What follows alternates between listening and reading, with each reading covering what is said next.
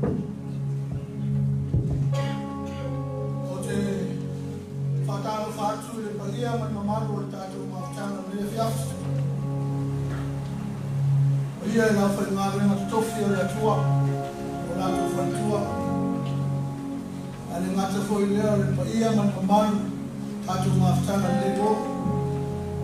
Manatu o lea wa sauni o la mori mai i sao so tātou tamai a whiu kumanei.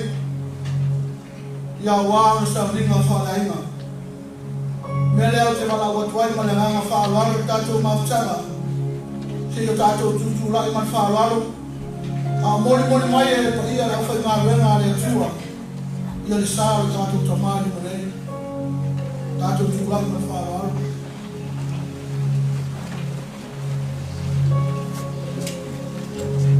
Wa tala mai le langi le mamaru o le atua. Kaya pai e mani monimo, la ruena mamanda ona au. Ai aua le atua tu vale o tono. Yo tau pa atua i le atua. Ia pa atua mai fo i ata. E tele mea e no fuai o tau le mauta o no tama. Ana le ai, se manu o pai atu i ata o tau. O te alu e sauni se mea i ono whai o tō. A whai poi o te alu, o te toi sau, o te taria poi o tō whatasima. Ina ia iai o tō whatasima i le mea o te iaia. Ai amuia, he oti o iari. A wā whauta, wa māroro atu i rato, mai a rato ngā ruenga whita. Ai no wharongo i rona siufoka, wa whaapea mai, amuia o tō, wa mōtou sau atu mai kita. Ai no wharongo i rona siufoka, wa whaapea mai, le au na le ia ma le whaamaunga. Olo whare maia i le fia o roa. O le mea lea, lau whana ue, ia o tau loto te tele i lea. Whatasi marona mana i le toi a pio mai.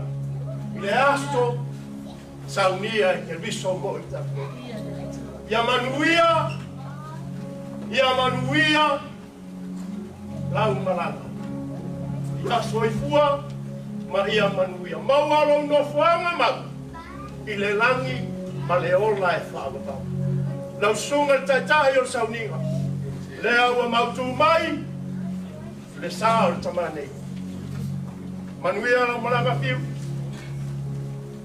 O le ranga whaatai. La lau au na le sa atu matani ora wā. Mori mai a tino o tātou tamaa. Pono na sa lumanei. A wā o sauninga whale aina le fiat. Malanga whaaloaro. Whaatai la tātou ngala mai lalo.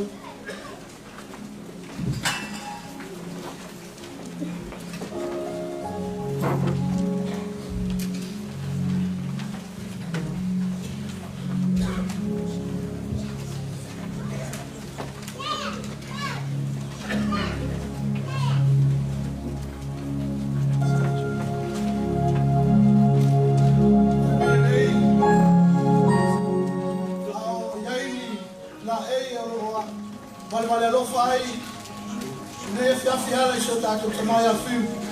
Io le amanon ne moli mai ai ne ie bon te whangala awhon. Ai noa e o tō alofa ne fiafi. A mata tātou sauninga. Ia o ta awhile wa e maka monore. Nga whaarano.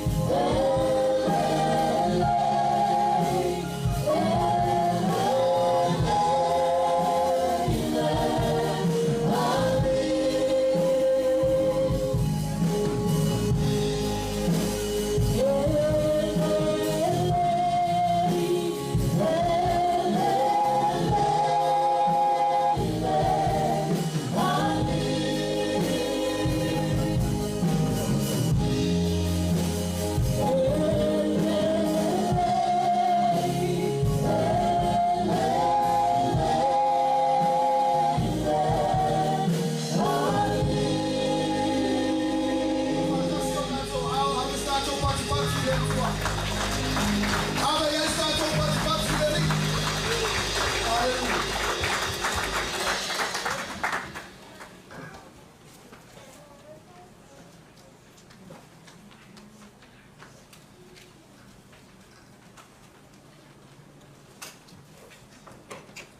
Ote malawina malfa'alo.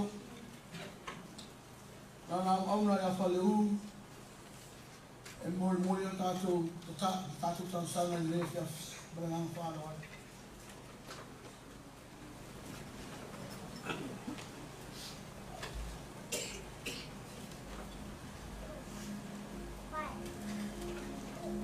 May I ask that we bow as I lead us in our prayer.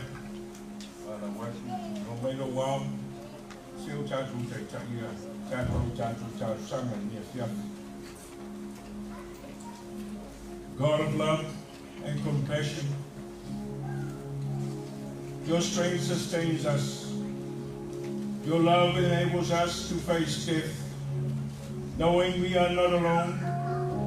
As we walk in our dark valleys, give us light. In thankfulness, we remember our Father, strong in his faith, and rejoice in his passing through life with us to life with you.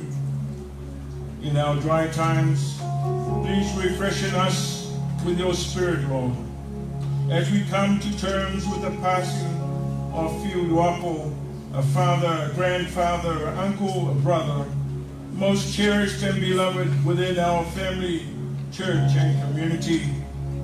May we have a sense of purpose to our ongoing lives. His life has blessed many family and friends, which makes his death painful amid the celebration of a beautiful and radiant life. Give us courage and hope, Lord.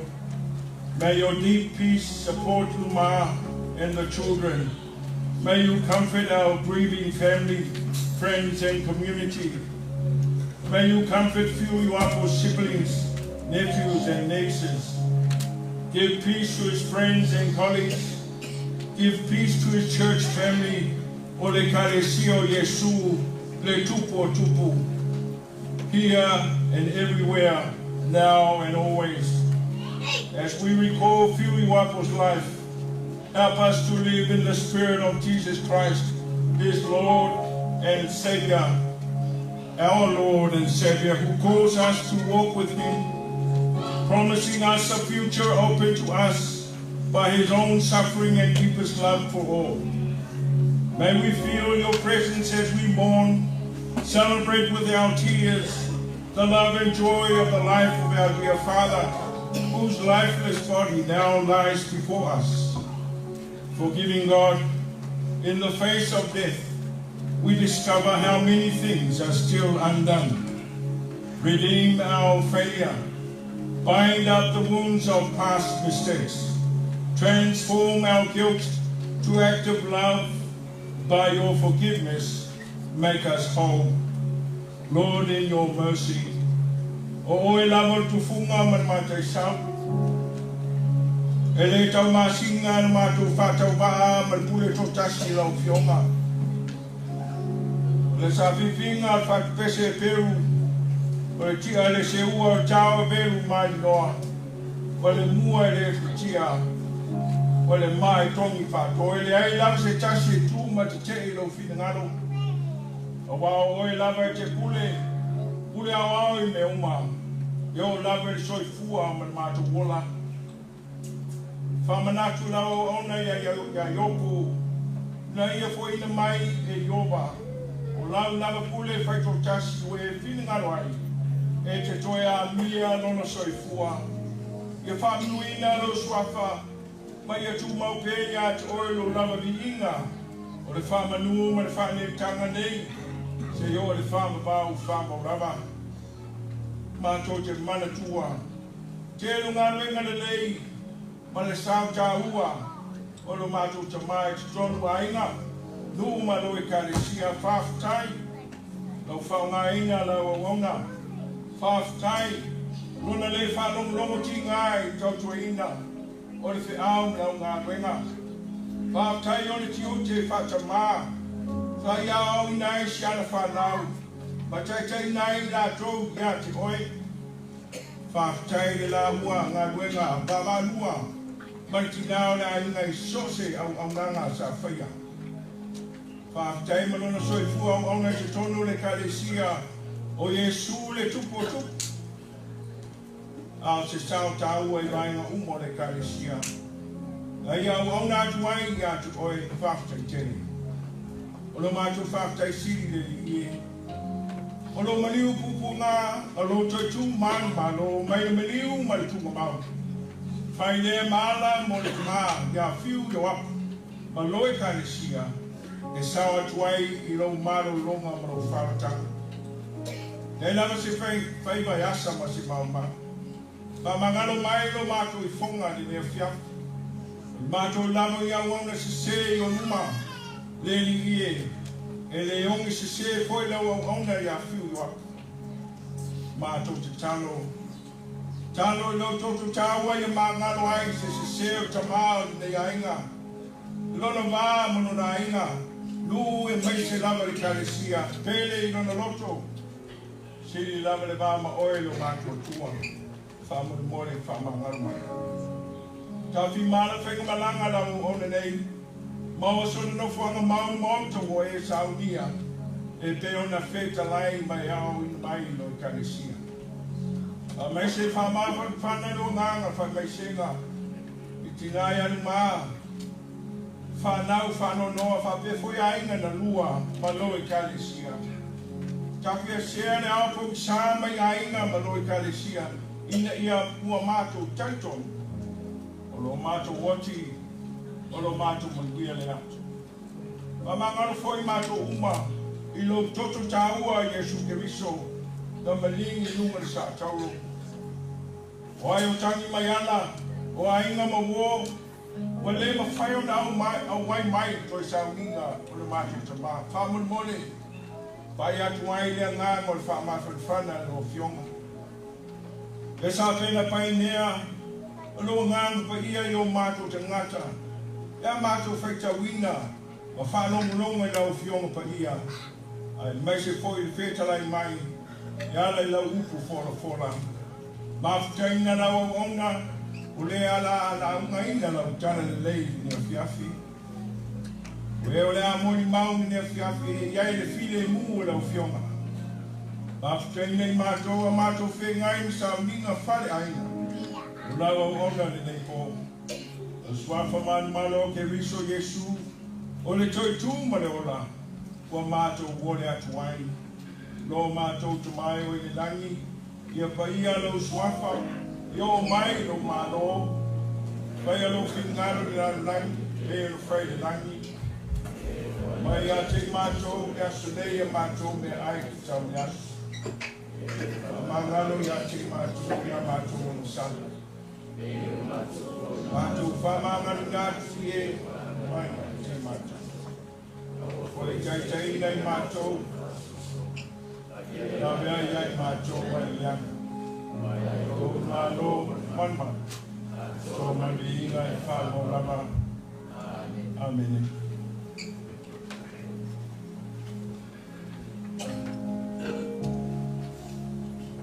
Mole a whaftai na wauna, kasu ka ngā ruenga ni situ nei, ia le awana le tua, e tu sa aima tau sana le tua. Tātou sa uri nei poe, abe se tau ranga I le tua. Tātou sa uri e whaise ni inga o le ringi ni e whiafu. E manatu nei poe le o se aso whano noa.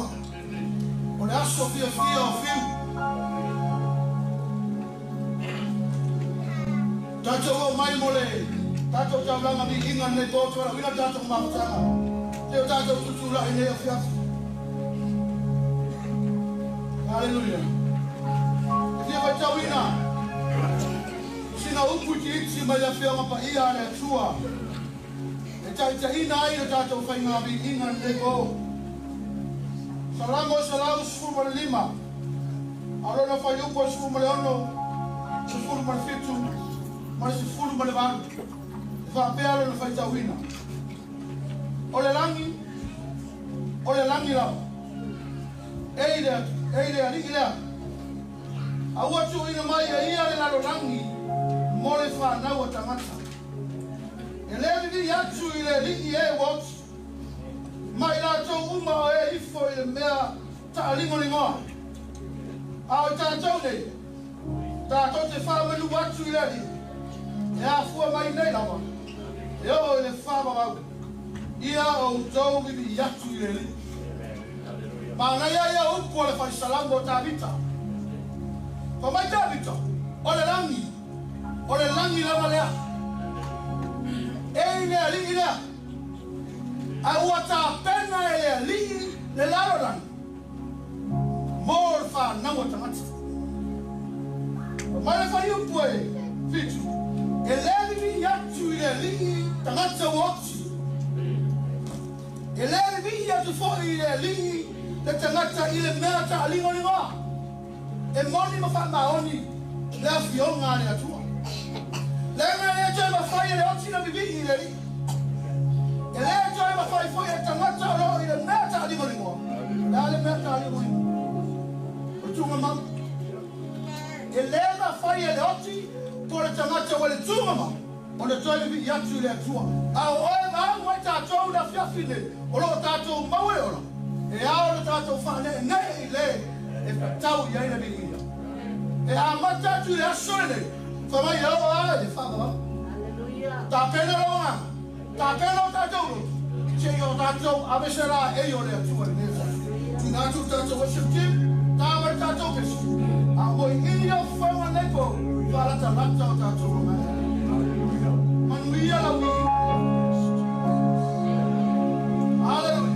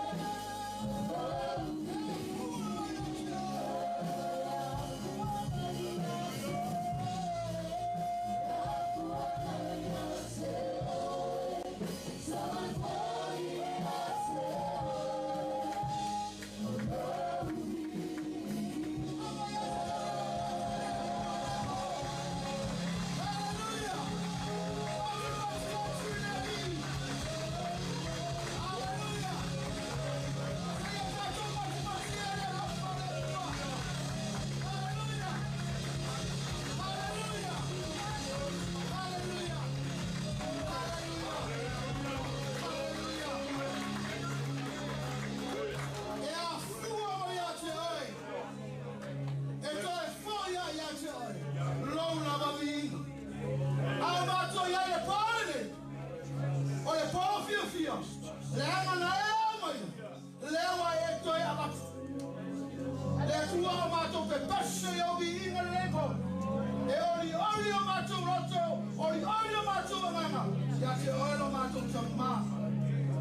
Oi lea tua mai le mabau. E ori whamau. Lea lefa ma le o meka. O le mua ma le muri. O lama le tua e malia e o mātou manga. Wai lunga o me wharingi e tau langa lau whanau. O le fua o mātou lau mutu. Se o mātou tau ai le paia. O le mamalu. O le sisiri ase o lau. O oe lava o le atua o manu. Tau ia o se mea e manongi. I lunga o lau no wharingi. E te mana o ma e fia e tama. I le whainga tau langa lau whanau. Kamanuia le mafta. O ame umare mātou whai le borne. Awali ya te macho. Awalamba ni ya te macho. Ale bi ina le fama nuwa fane chama. O me uma macho te fale ya le. Fo ya le bi ina ya te oilo macho. E a macha lo wanganga. O a tutonu lo wanganga. Fa ingo lo wanganga me uma. Fo ilo la bi ina yesu. Ale bi wansa. Awa se pati mo le. Tato wala ma ya lo fa. Hallelujah. Ori le nga whaatai, whaamalo, ia le watea mea I matau sa. Watea le matu pala le tātou oriri, e ale le taunanga ma le mi inga whaatai ni po.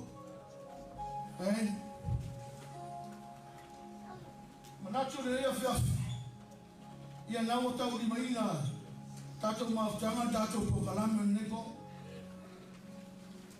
Ia foi lao le afa solo mai lunga o tātou Australia. Ia mana ia lau sila man tutoa. Ole mea le tau mawhai e le awhia whine. Ia mana ia. Pupu. Maulunga se ri inga o le atua. Amen. Nono winga la o tātou pokalame le te tau di mahina le awhia whine. O pokalame fo na le lunga o tātou la papa. O whasolanga o tātou mori maure la tātou wa ngang e nepo. Ai tarasana ina tātou mawhtanga ma tātou aina. A whaia te sila atu ele o iai au suafaipe. Ma sila atu tātou lau papa ele ai so suafaia. Whamanulu atu. A whaia te mana o e whaisa umone maa. Ia mea toro mai la ia le iungu nere whai no mai e ta. A maua se ama no nepo. I ia le. A whaipo e leisi ama no. I tafitau i foi hu. Amen. Ya e mana yo le na fa solo tātou muna. O le no tango ne aso a koni ma kau fika le 5 minuti ka na. Ele a tose lua I ura mena. Tātou muna pone. Pe ama le tula ma so 5 minuti. No winga na. Ia usta tata. Talaga ko. A ele usta tata. Ia no winga I tupu ya stay. Ai sawe faila mo mau, faila mo mau. Ai sawe faila pese, faila no pese. Ai leise me mare 5 mo mau, 5 minutos mo mau. Ai 5 minutos pese. Ah, tas mo mau, a faila pese asila pese. Wa ai, ko yo wanu me vaso ne. Pa kau bona. E pa ora lo. O lo yo mo lo tenho. Ai afa lua la pa ora lo. Yo la tu le po polo talo. Ia nere tātou o nei whare, o nei whare no. O mea ne tātou te whangaina. Ia e mia foi, whapanana tātou sauninga, ka ea foi ni siasa. Ne tātou tūre mai e kōla ia, le wha uma tātou ngā ngam tēnā nuskoni mau. Ia e maa neia. Ia lewa batu le manoa, e leto e elas tātou pese tā. Tātou ina atu role a manoa ma wharo alo, ati sile ma tātou pepa, ma sile ma tātou lau wapa. Ia o kina atu, le a manoa ma wharo alo. Ya mo tātou mo mau me po fa mia tele le ko mo mau no Yesu tai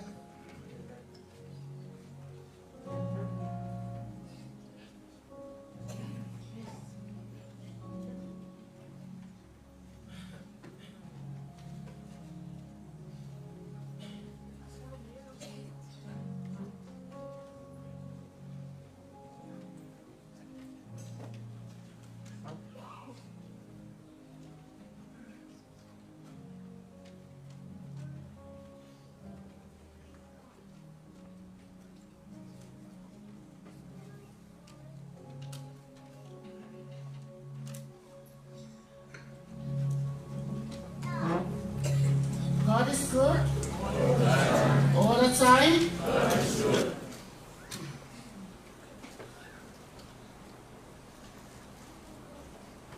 Lo nga ngai ya e whamanu atu I le ali ia lo atua e matua sili lava oi e ofu oi le li ino ma le mata mofi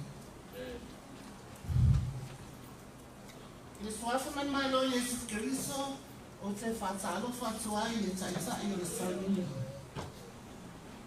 whatalo whatufo I le sui ma whawhia ngai ma mo la tu whatua Tausi matanga luenga pa whatua a talo whatufo I le paia ma le manu le ekalesia a ina na lua ma le mawhitanga potu ne fiafu o lo ingoa o whaawinga tina Samasei Alisa o wau ma te ainga I le aola whaleanganga, le langa whaleanganga ma tamai a whiu. Ma te toi ainga foi, I ma ainga I le tino nei.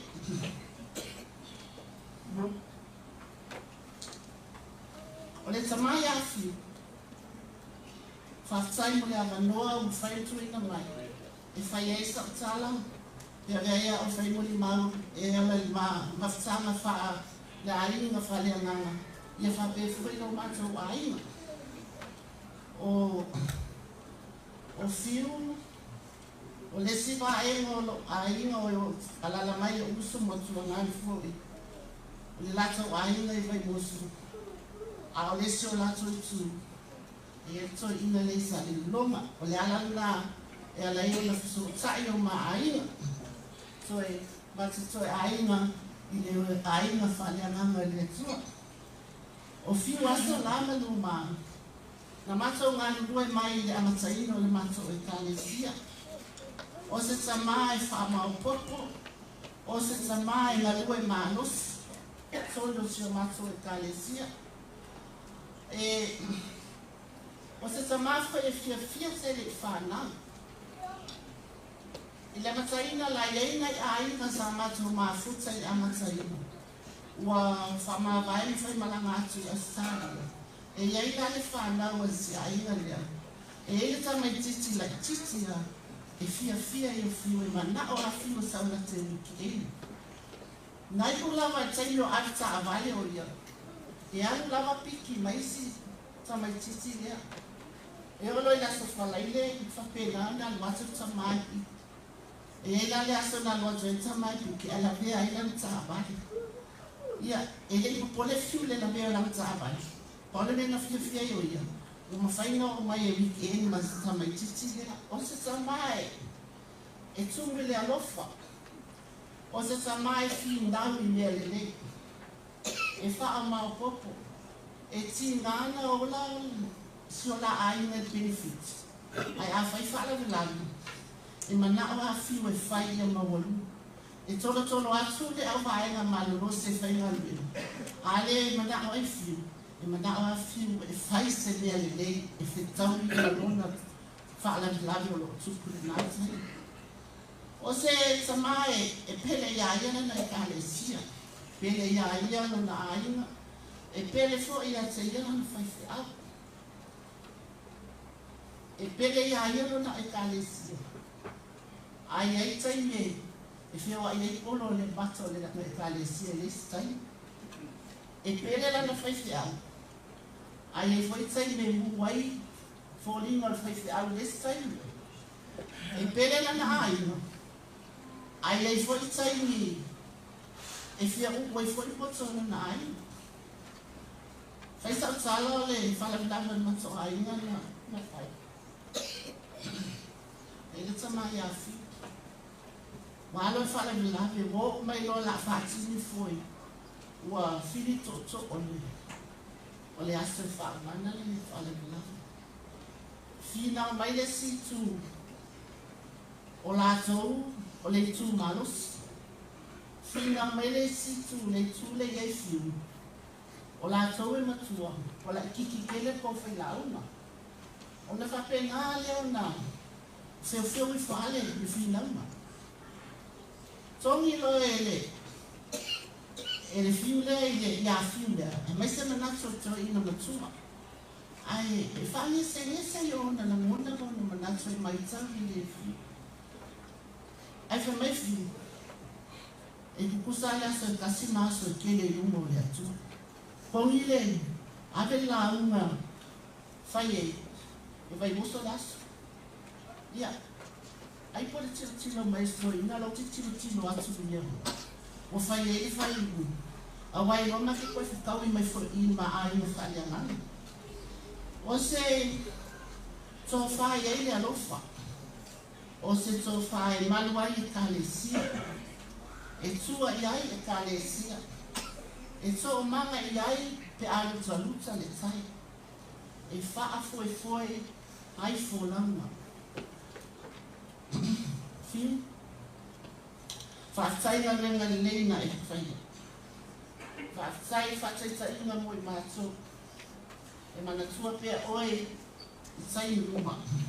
E re ngalo oe. Manu ia tere la malanga fiu.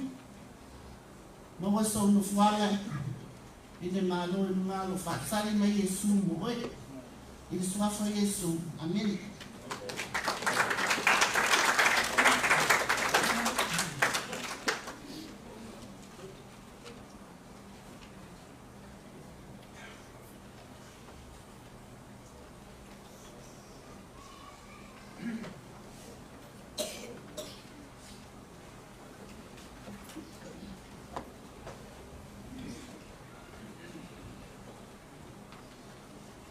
Ele tua te mio malava ai tatu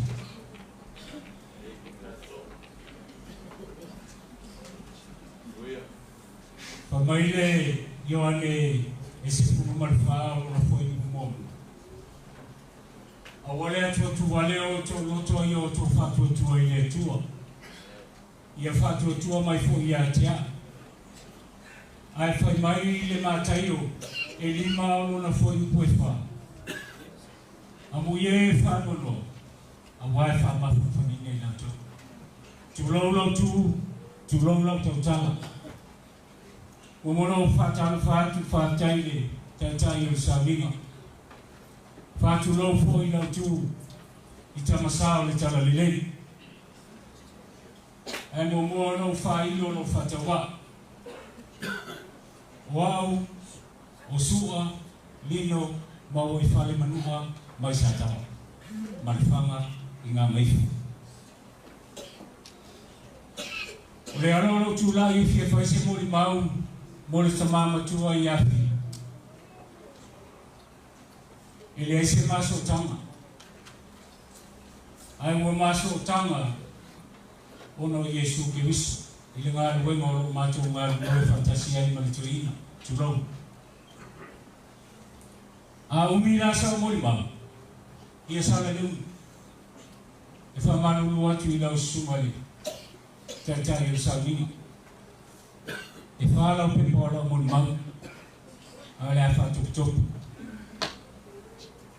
O le taimi muli lava na mātou whairoa ia I malifitarenga I afi. O le aso mua, o le masinga nei. Na mao atu ai, ma le fitalainga I atu sama, I afua, e moli atu na whamantunga. So si aso a mateo ai mafua I o moli le whamantunga tamare, o te wa aia e malingi o na loi mata. A umona whai le whamantunga, e a mai upu whalaia, e a mai upu tima, ma upu whamaus, e le tamale ia maua maritarangia ia fua. O le aso mua le masina nei na mao atu e ma whitarangia ia fua e matu whamantunga atu I. Tulongo ala umutu maria, mateo atu, e leo ia ile to I, ai whisiri atu le tinao le aina, le tinao ianuma, po whio ia le to I. Ai whai mai, o lai ni fale ni tahu tulong sama fatalitali maritelai ngai a fo na mava ia le ma losi o samali e tuina e sangi fia mai na o mai fati to al tuina tulong ai paulu na i sa o fo no i atari ya maiko e saue e sunu le i o tuina no fu yalo tuina uma na fai fa muntunga au mai pu fa lai o pu fa maros o le nei tuina tano no mafuta ya fi sa o fa no longo yai ila na fa o tutang i lotu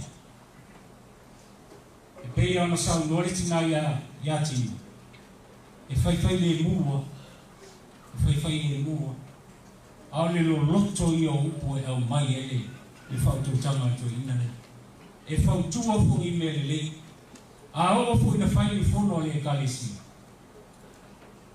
o fiu e tu sako au na tu ona o se tama lofa e alofa i lona ainga e alofa i lona to alua malana whanau e alofa lana e kalisia ai maisi o wano mawhanau o lo watari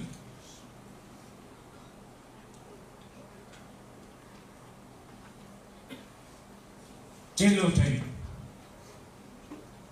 e le o atu i matufa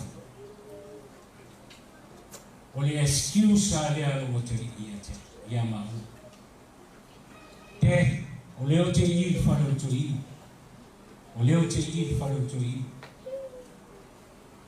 le aisa tau le ala wala aru le atu o le tamai afi o le iora le atari o le alisi excuse le na whare Lungo winga ole afa o ngā fōi si o matua i anu mai. E lea wali ile i o mai o mai opo. E vili atua longa winga o umole to ina. Au whapea o leo te i whalolo lo matu. Fiu o le a se tautua ua le atari i le tau singa o oe ma le whainga o whiau ia whamangana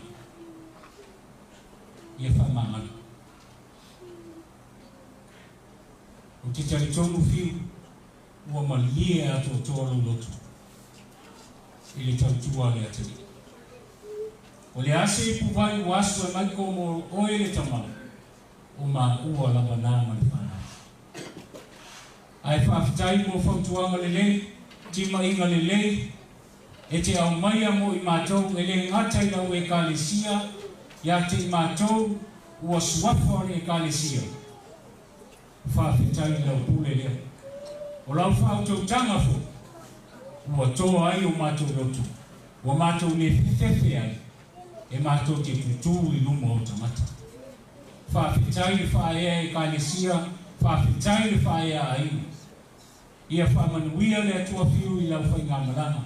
Whamangalo se seo le atari. I sana tautua lea. Ia soifua mai e manuia whamanuia le atua te tau i sani. Tamasāle e kāli kōli o le lani. Ai lolai do nei whatawa e soafo i su. Amen. Amen.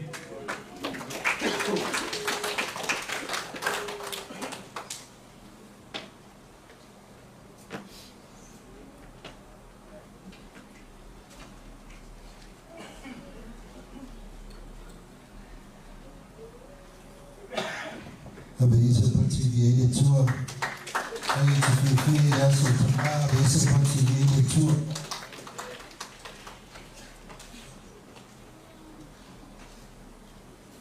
E ele mal o fiquei na tomada, alwatu salina fai, salamu samatas.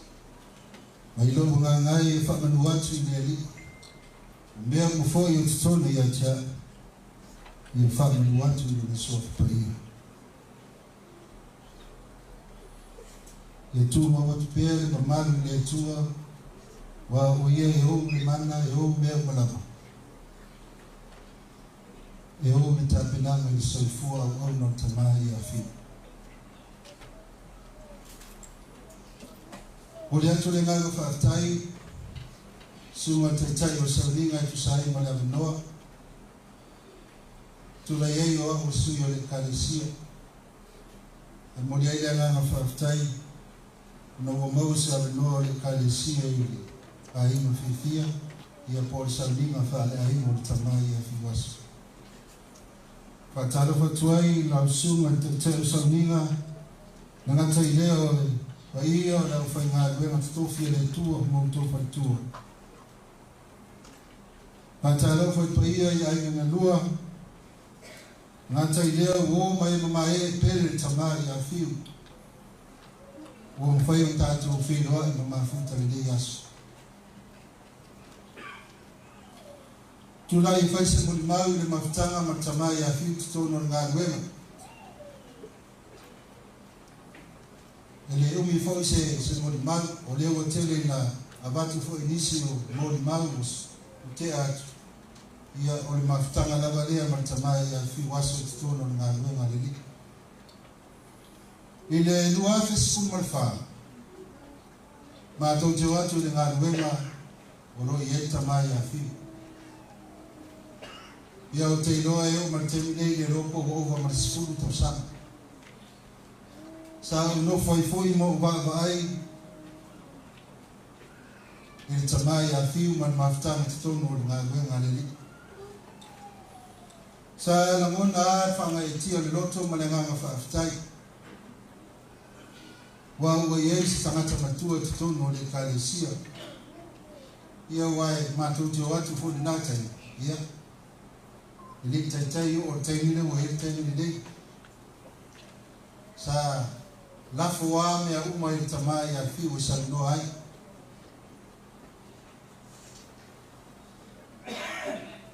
O se tamai ese le loto arofa. O le nganua e fiu titono le kalesia. Lai o sina fia i le tua. E ilago na mahua mai le mori mau na mungu. To tasi a tangata o le aina le whengaru. A o le lua e fiu titono so se mea e whai a le lotu. E le ma whai o na paru. E o foi titono le mawhitanga tamaa.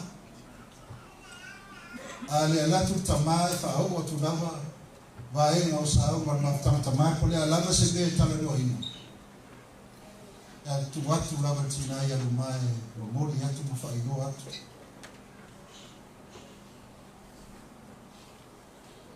O le tangata fo i o fiu fo i ma le mawhitanga. E leo se tangata e tautara. Va ai ai nufo a. E anga malu e tau sa afia.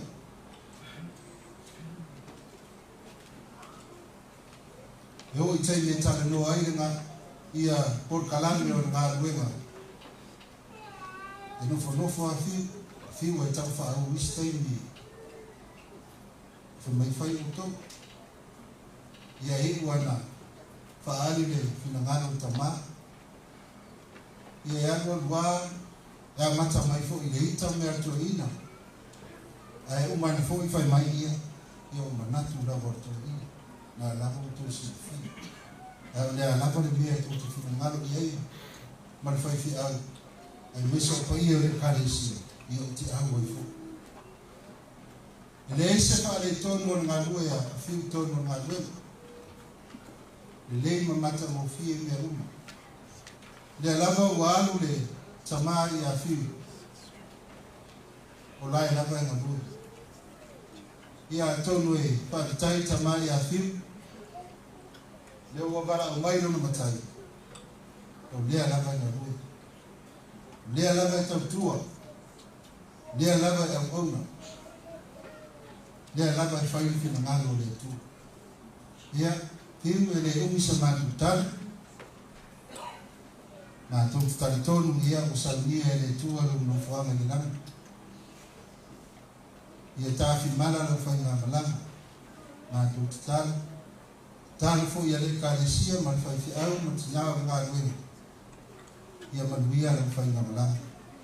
Lea fo i se taini fo i sa sa ia i tātou maftana o se aleu fo i o mātua whaaleanganga niso le kālesia i tātou maftana whamangalo i mātou whiu manuia lau sunga taitai o Saninga manuia pa i o lau whainga luenga o Saunei e maisa pa ia i ainga mua soifua mai manuia whaatai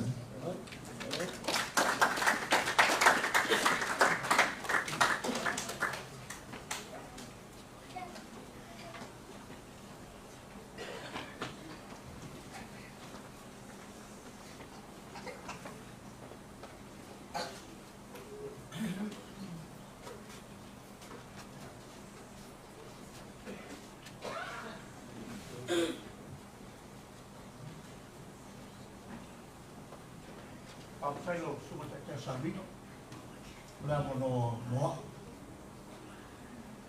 o la so dei per un baul di salvama sa la so fia le si ha fatto no a fanno no la tanto le che fia la fa dai con lo vuoto lo come dice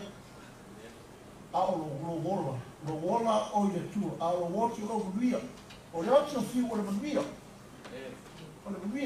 oe via pa wala la wala ta tu la lo fata i bene ya ka mo ba we e te le lo mo ba ala fa la ma o ele baixo tá no si o lo uso fio eu uso fio ya tu ya o la talio Mangeli, misa Mangeli le ia. Le tuangane o whati rua, whanaua. So tanga la mau, le mafa wha. Ele taimero soi fua mo fiu. Ma mafuta, ka soi fua maola I nona ai ni staro no. A ora tupu ai. O ma whaatasi su whanga whanamatai. Whai oa matua Mangeli, o misa la ia o mua mai fai mo matua o mahua ai tu sa o wani maru matau sama la ma o ma tu la marua sa tam o wala ma sa tam ma o ma not popi ele a ma pop ba o la stit se le a ma o ma ai asu le bawa asha Porque foi fio. Falou, esse é o lugar. Esse é o lugar. Esse é o lugar. Eu faço eu lá no baú. Baú só vai. Baú só vai. Você vai fazer tudo. Baú o ma passa ma o for one. Baú só vai. Baú só vai show o lá sabe o que for. Ah, é. Já, mas não foi luz. Olha o novo, então se faz. Mas se faz o leite. O lá não foi tal, o fio tal ele se levou. Lá o outro foi lá. Então se aí a magia levou, vamos lá, vamos lá. O nada mais vai, mas que aí o até aí faz o chão de fila. O whanoma o sau whiu ni sila, o whiwhia, aka e bona, o lafi ki te kaka le wā ni sila, o whiu ni sila, o sau fua le ni sila, o sau tono le mai kei o watuni. E ni alo, malosi tu o tangata o stei, no o stei ki o tai whaia, le maua o whiu, o sau saifo, e le maua o whiu, o nā ua lewa na whia mawhota whiu ia te ai a pāua o whaiwa le tu. Ino wā, na mona whiu o ino whiu leo o tō whiu o sau o mai. Au sau o te ria whataka. Sau o te ria whataka. A lea te ria la tamas whataka. Io, sau o leo sau o maki o tina au whita. Whataren whiu au whita au ia wot. Mare kāre whiu. Sa maro o tā sama whanau. Kau orang tak banyak itu. Kalau lewat orang pergi mafuta, kalau lewat nak sampai solat. Tapi ya Watuli mai e fiu ma mere palau wa lo ma mero que no futa bom sua fa ya lu vai tu ya si ta to tu fai ta ai o fai no o fiu so ta la no o sa fa messi e ti amo fiu ma futa Pasta, non so, devo studiare. Ma tu hai ma futta lui basta. Alo ma tu. O fare tu uofi. O ma o sa fu. Quando ci ha fatto tu. Dai fuori tu, non la fa, ma futta lui. Ma futta lei la ma futta. E basta. O il bella tu. O no. Qual sabe? O non sa Apa sih rasa? Wah, lemu dong sudah. Jadi no tu mana rasa? Pasal ni lah, macam mana sih kita tanya? Oh, ya, saya faz bangun. Kalau faz bangun, saya faz usul. Ini faz usul. Vai terus, vai força. Aí ela tem que o vale usul besar. Cristiano. Por eu começou, por uma hora, filha. Olha, o bom. Aí faz que eu filha não lá tô foi bom. Aleluia. Tá que eu falo bom. Sai. O filha não falo bom. Eu falo bom. Falo bom. Aisha. Falo bom lá. Olha o melhor. Eu vai te dar, e pode me te dar. Falo. O talvez foi ele a coroa é falha, quando ela chega já matou, olha, ele né já algo tipo, o pai é o falha, o falha, ah, hoje fala, eu não vou abrir tudo, já, sim, mas vai ó via, lá matou, eu falo, quando tá rua o lá ele faz a outra one o treinamento o não o eu é tudo perde olhar de fala ela não foi assim é tão por foi aí vai criar piada existe no primeiro como se mais bala onde foi a logo faz for oui, para o meu tato o olho fala tudo, tato fica o olho fala, tá fafai ele aí, então fala o ano para mim aí, fala o filho, a hora nasce o filho, que ele olha, se vai mais já, só,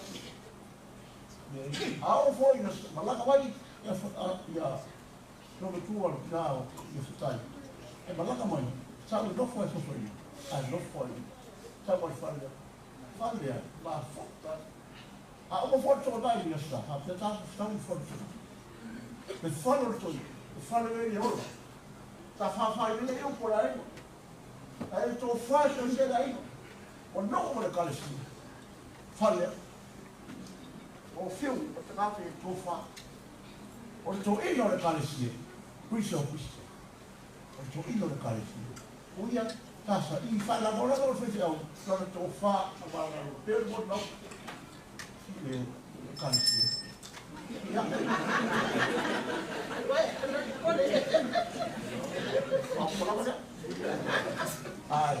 Eu falo com ele, não bravo. Aí fala bravo.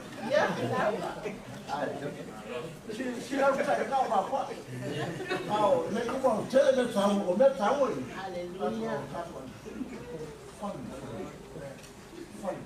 Estou fá, só ele não. O Bahia estou escutando a minha Samoa. É já, estou fá. Estou fá, lá no Branco mesmo. Foi no normal, estou falando. Samoa, o Bahia já. Faz, você vê, faz essa, eu falei, cara, a começa tudo.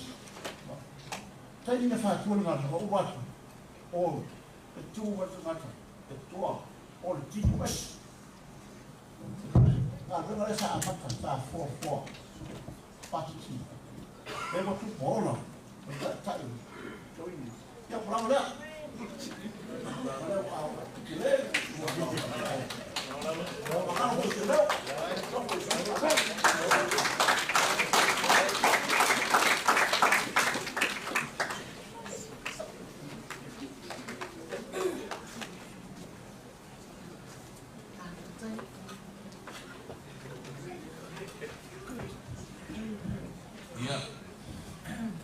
Patalo fatu po iyo ni ya. Sungus ta yo tato masanga ni ya me so funga fa fe lai. For the tour me se po iyo sa mon pot o fanga ni ya wan po iyo tour. Tura ini ya fi mar fa lo alo. Hallelujah. Ono le tina ya funga mai o le taimi le on. Ya le wo tu la ye wala au me ku. Hallelujah. Awa. Na kuwa kisawe o we sau fangale e fa ya na muri ma na me fe ngata ole pole asu ki ma ole afu ole sau ninga fa ai amen ke ambege ya ole sau ninga fa ai ki fangale o sofia lo ma lo to ni ka afia ni ka bane wa u ba ku nge ya muri ma e ko au ai ga kai mo ya ku ya o udah kau kalah, o bang ini o apa? Foi au berdiri kau, kau kau warga kau punya, ada kau buat ini. O aso, orang Cina o aso, ya orang kuah fingi na orang kembang. Kau luar kamu, kau kamu faham, ya kau kau faham luar pun sungai kita. Kau lau kai kangan luar berdiri kau ini kau mui, orang kamu faham. Kau tahu foi so leu. Quando falo, mi detto attore soli nore, pula como tipo, a ole sta ni na fale ai. Kalo pula sumo kai kai. Ole chino le. E ka kai mo fai se mo ni maula kai. You know? Ole tua ngake tua fi, ama ko mo ngai ni mo ni mau. Ele sia ma ko mai, ka mau ma ko mai. E o le ka ngoa ko. Ole sunga ya aso ko yo apo. Sa, lima ko mafkanga sa boy umi lima ko mafkanga sa ya. Hallelujah. Fa kai fo ile tua ke musu vale ngana o kilo ya fiu le foi fel dos caria. O sunga kai ele foi fel ele ya foi ele. Sunga ya ti. Kumba i kumba ya uso pa kuo na wanga le. Hallelujah. O le mol kamale o tala. E la kwa tala va ku pare lo makua ki ngao. Hallelujah. O yo apo i vai fa iva.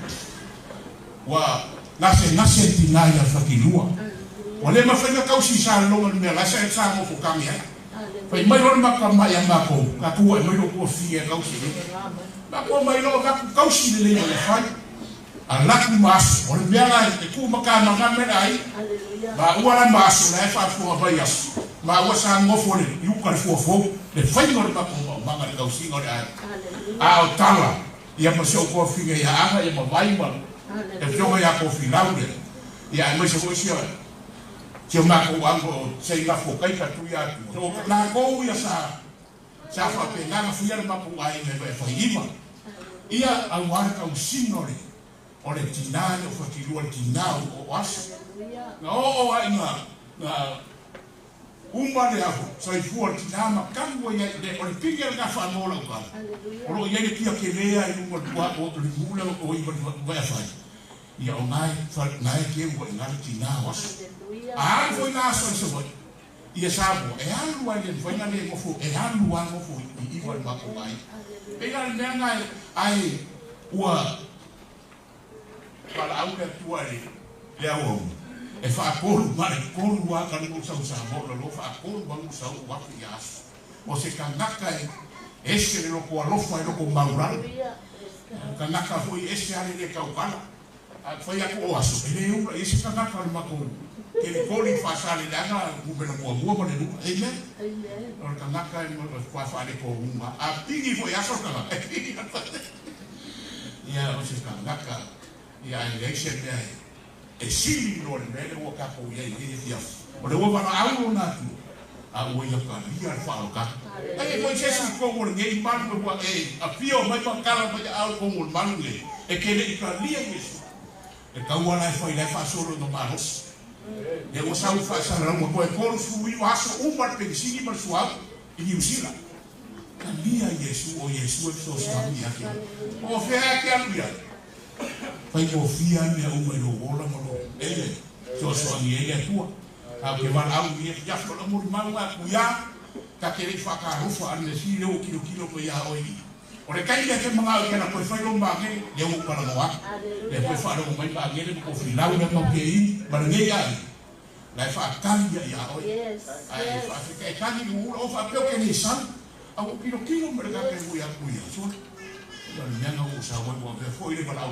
ia le tua ka mai aso i wo fa pe ngama pa ia na suma e fa tai ni a piau pa kai o fu pa kai mo da ngo ia manu ke le ina ni aso i fa pe ngama manu ia ko sa ni no ka ko ka mai e uso ia mai se foi le fa mo pe o ni ka ia ia mo ia ke ni ia so ko Yesu ia fa uma na e se au ia Ngai ya vai, kau pela sa no ko ko se pese no ko e a sua foi sua ne. Ele atua. Tai ni manava.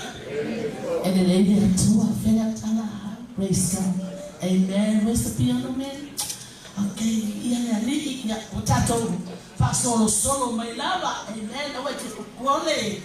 Ono ia atua ele. Praise God. Au tale tala isi tala i mo na o fa piatu. Tupu mai o le atu no o fa fitai. Fa fitai no to wa fio mai matala mai a ao. Wa au ne bo. Ile aso stonane. Le ngata ile sunga i fa fia ngai na sunga pele. Ni ia le ali to fa le tua. Fa manuia le atua. O lo to o mai. You're coming tonight is a ministry to our family, and that's why I say thank you for your coming along. I was just want to say kia ora, kia rana, talohani, talofalaiatu, ni sapula minaka, talofalava. Praise God. If I could tell you tautinonga so tuangane. Ono manu ya yo tuangani. Ono manu ya no kahinga. Pia na ile ke polonga. Ukatofui ahinga le fa pena Yesu. Awa ola une tala. O Yesu on sanfama popo o ma olo ahinga. Amen. Sata to le lo ahinga la rolani. Afa pese tala. Pega sangue atu fina ya mani ele. A o ilo e tele Yesu e sele le leyo ali. To tele yo tana te wai. Ala yo ti falua. A nele la na ya ile pompe yo le upule tu silunga ile. Ine fuwa to ina. O kalo fia pe aoba ai mo sana vali. La ufa naune upumoni. Samoa and I'll tell you, we start to tell you what I tell you. I really am. Tato Fabtalia, 2 out of Tala. All my family from Wellington or from wherever, I know Tina or Matutina, or afford to a land of Matutina. Oh my. Make a to pester 12 pester there. Nangalewa au mai le uingoa tato wabanoa. Ya oke mangu ya auto. Awoke mo fo umi tu lo ilunga ifa perfecta ita ngalwenga la ale metotisi pe bala watu mangele haleluya mo awa samsu mai si umanto ngale o manta to pese de o how can you pese ai ore a o pese le masangi go pese ale la manga o usaka start to be. Praise God. Oh my tato ainga. Ya peyo de salona ya fetu filau. Awako keda lafi yo mai. Amen. Praise the Lord. Make your way. Na nililipi manu. Oh my. Alo apu yese kele sa jesi leo ka ai na mai fatas o mai lava. Ia le ali o e o ikua le ai ia o mai ia le atua. Ti fa manu ia le atua i la songa. Ana le ia le ia te oi. Ia le atua ia fa unga le atua. Fa pe ho ia pes ma. Loto tele ma. E le ot. Da walo e fa tali mai wa ia te ia le ola. Ola e fa ta. Pes ya. Só faz aquela carrinha no poder.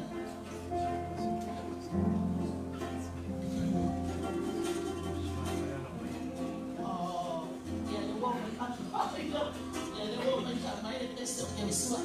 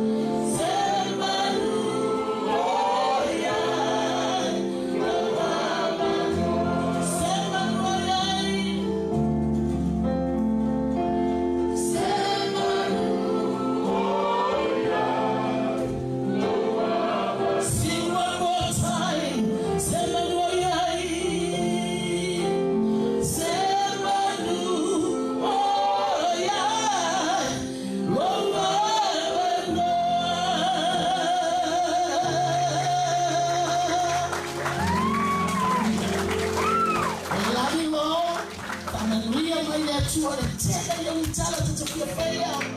E ai tatu ai no portalame. E ai ala foi nele a. Siri no sai no da amba mo po.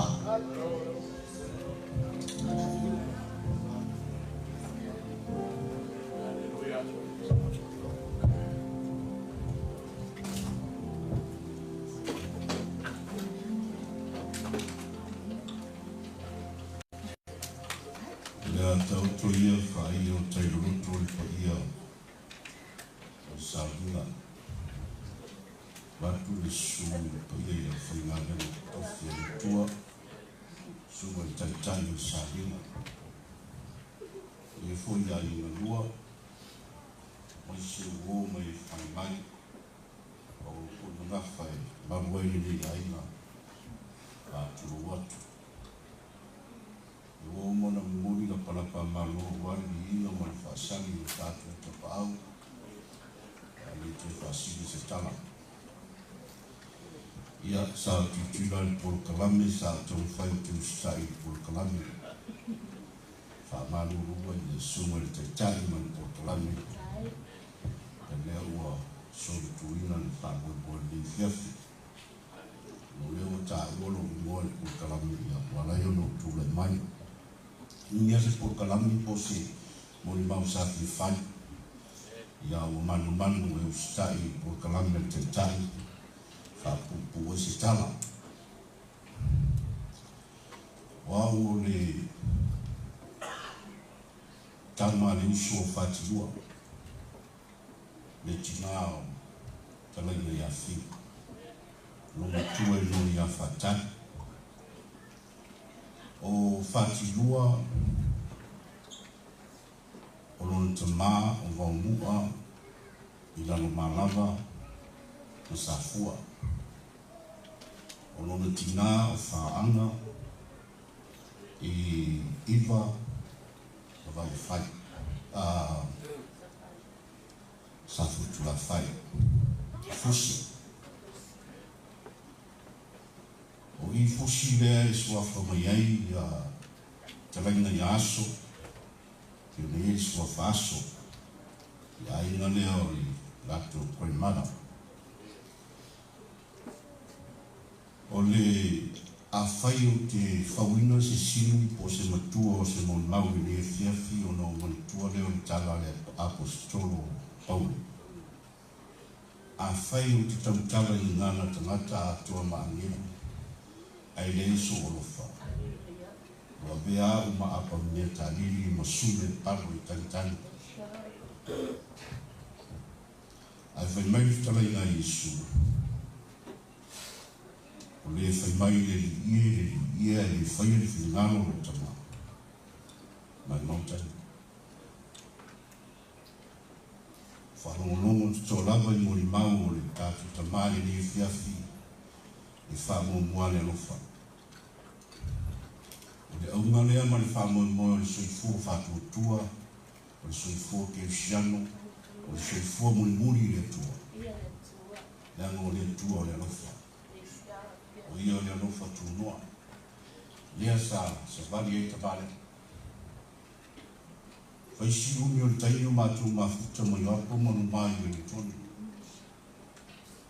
sa matu wa aia i winga i o le tamale i le whanau o matu whanau a o le whane o ma fiu i le tue fio wa fui whaumel o le so se mea i na oen tamitiki whai ai fiu ma le tinai ale maa yo ho ya mato ba tu e fa pito ina na tabit yo ai tanga mato tu ai un fale o fu e tu lo lungo ya e fiu wala o ma na o ya e fiu e fa sine ai te wa alu tanga tale le ta ma fa ko ta su o wi mai o tale sa lo le si ki o ma ni fa ko tonga mai ma sane ni su wala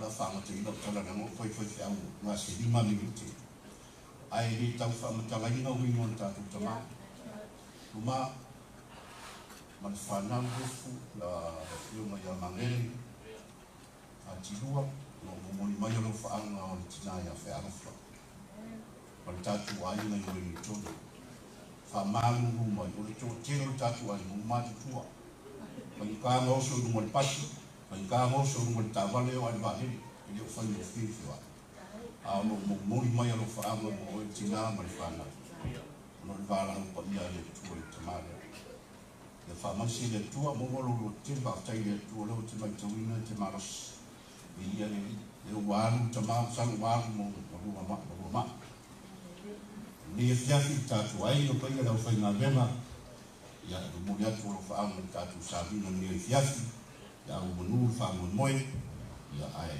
sua fo isu amen.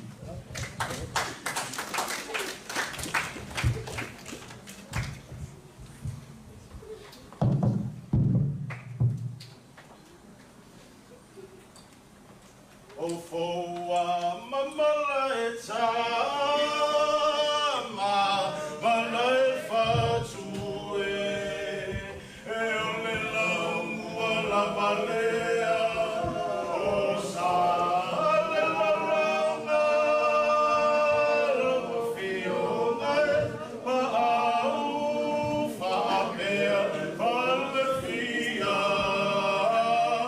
le fa sala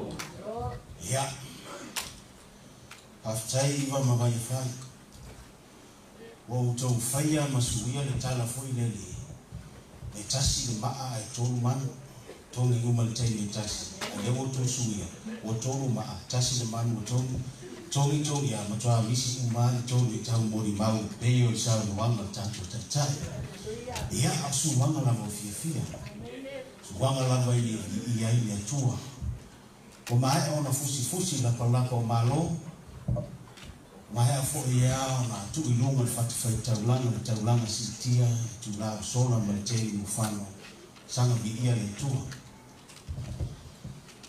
lewa sa report kalani fa malu watu fa lava au ia na uwa wa sa o vai tu ala atu tu ta ma il tatu ta ile tatu suwi report kalani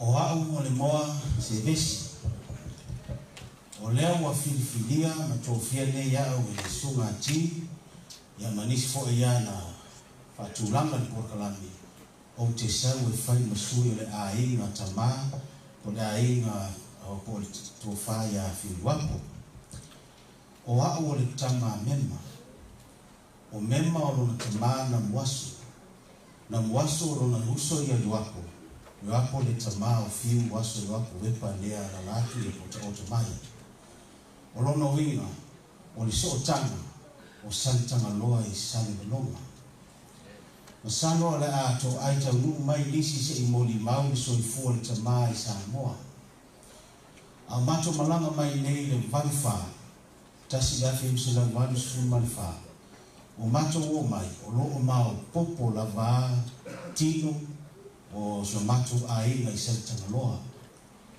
tama nei tina nei ye le mo salati ye ma ngeli palon fiu iwapo mata mua e toa o ma reta o koko ya manisi fo ia o tino ma tuo le aiga o le aiga la manana fiosi o sia iai ma tu nei o le nei tama o te mana tua lava a faifa ala melave o aiga e o mai uma ia to ina ma Yesu a loa o le mo me fa le la ai la a mai to ina nei jeans ma se vai pe la fa uma pe la a lu fo ia se fa sipa male tifa mai fo ina le ta te le I loa ya so la I a wa mana o matua le mo loa lo no winga o swa a va fu ia fi le fa mo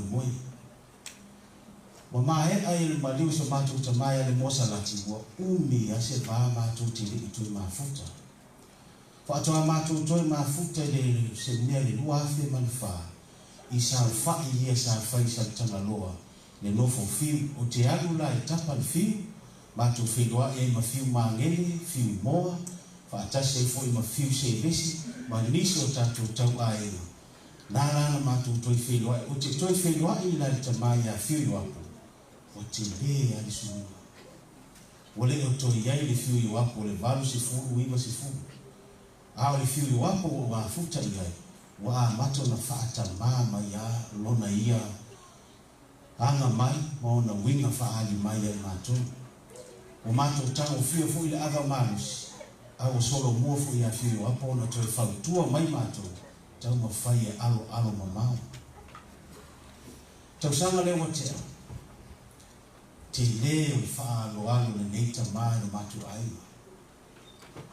no afes fu balu na o asu fitu na malanga ilo matu tina mafa ma vai no fa na wa mema mesani no ai tu tabili ya tu afi wapo tu tatalo watu afi wapo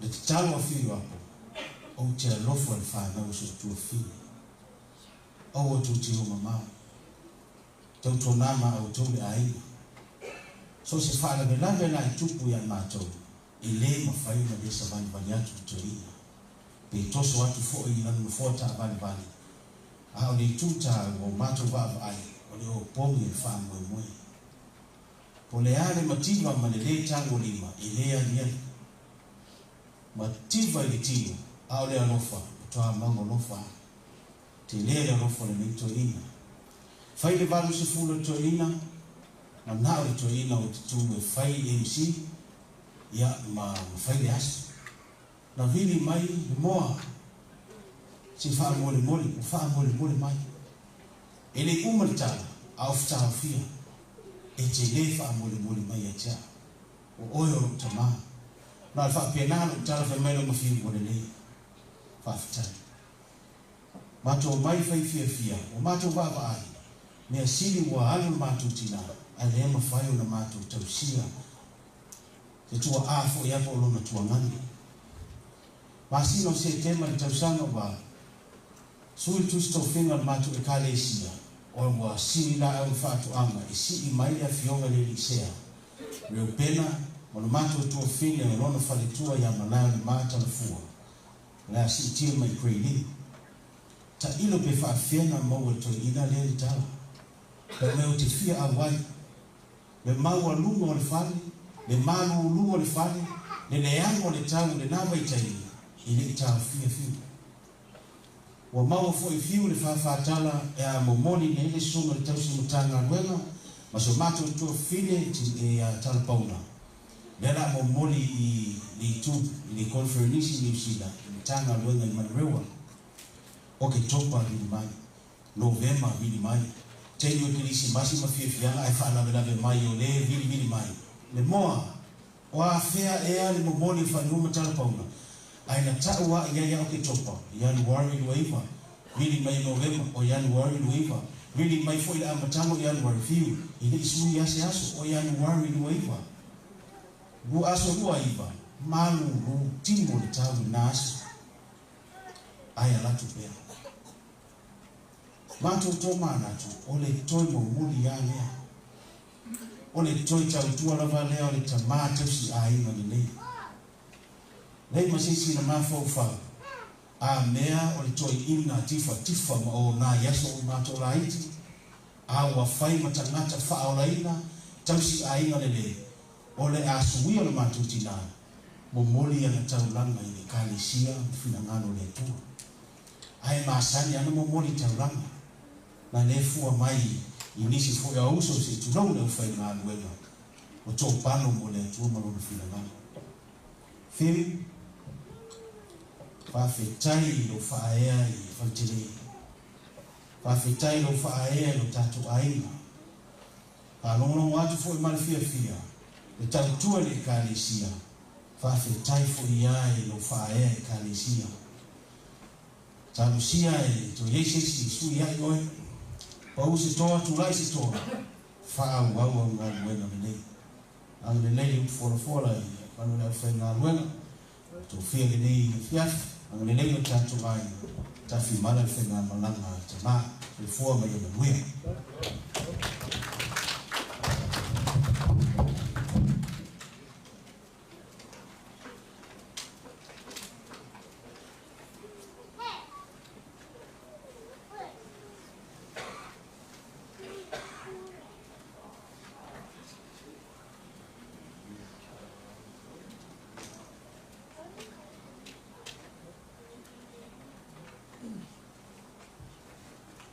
Boli le nganga o whaftai di ina le tua o no mo whau na maua si amanoa whaftai o sunga te tai mo le amanoa wa nofo lava ai po e mapo whanga le te o le mo sa amanoa te tai leo mo la no i ia le le nofo le li mo ta amanoa ko nga ngai ke whamanoa tu ia yo o mea o mo i toro e a te au Pamadu don swaf paia. Le aso le lei. Por estoy con un fa nau ale bene para da au no lesi. Le si aso fa no. Le aso pia awale tu o al malo por via por el fono. El tamala. La foto de divina. Vale. Fa tai ile tua.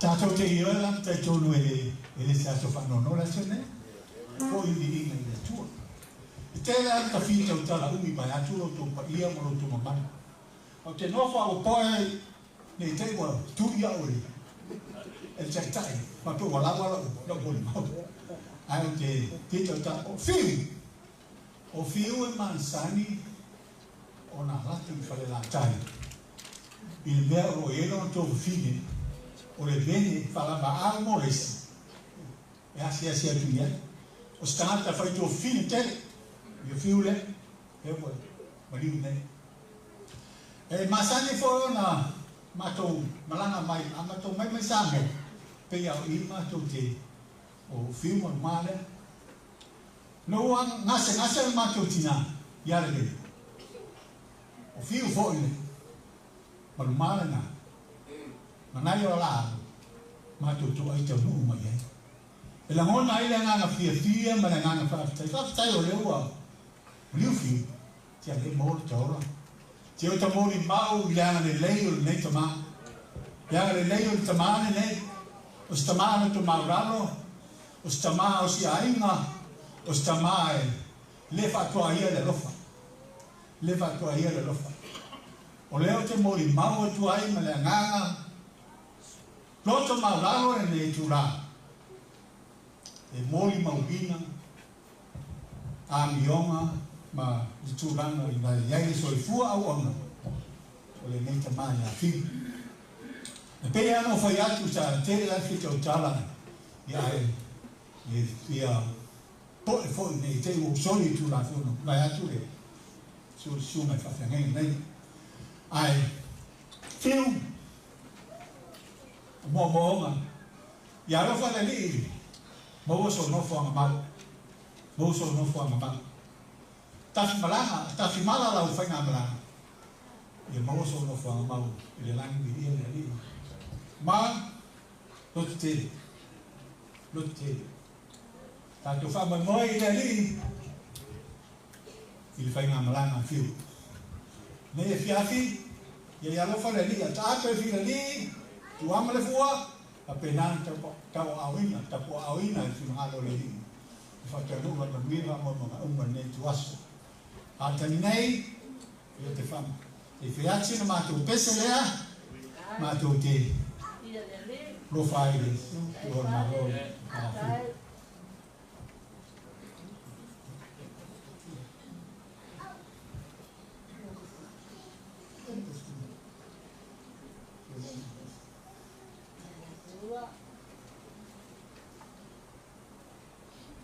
Te ami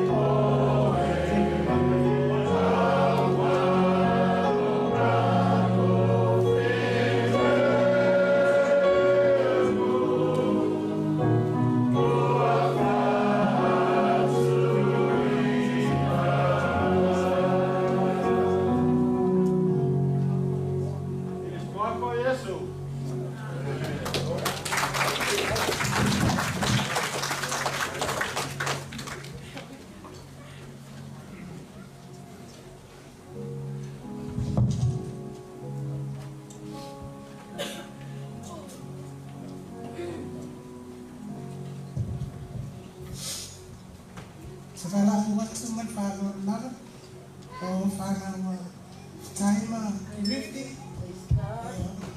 Umay. Say, find it out on one month.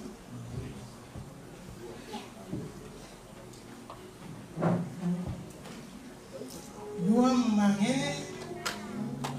Guam.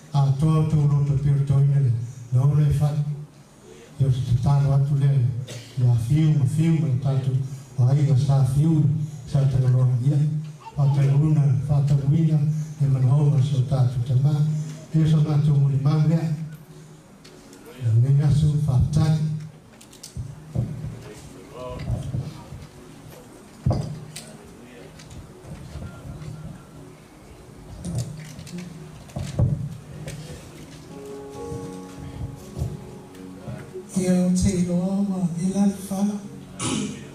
Ona vai ele fata no fala, se vai na no modo. Yo la au wa ya tu ai fata no fana. Ai le faita o mele tu sfaia. Ile Samuel was fuma no fai con lo foto. E fa pera na faita wina. Aole le woti oia. Se ale mea o te ana pongiai. O te mawhaia ea o na toe whakotisia mai o ia. O te anu atu ia te ia, ai le toi fo mai o ia e te anu.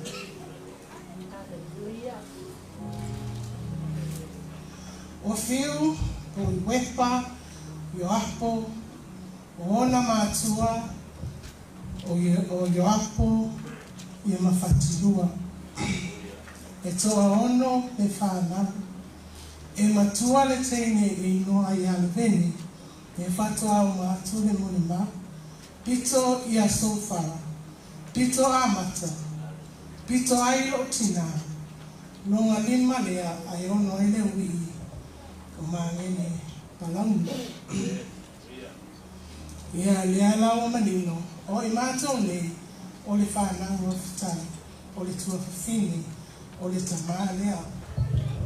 O Yoapo, o le anko ia i mātou. O le tamaa ia i mātou. O le grandfather o a mātou whanau. I le mawhitanga ma le tamaa, o malanga mai i New Zealand e le tasiva Valuono, a mata le mātou mawhitanga ma le tamaa i la loa Wellington. Taini lea le whatua ato tasila tama. Ai whatua a whanau fo ila. O le ulu matua anu maa maiwa. O ina na tausi whatasi ai mātou. O mātou o whanau. Maa mātou whanau. Mai ai le matanga o le mātou mawhitanga. Se ia o mai i le asonu. Lima o le maasina le. Na tuua i le tamana mawhitanga.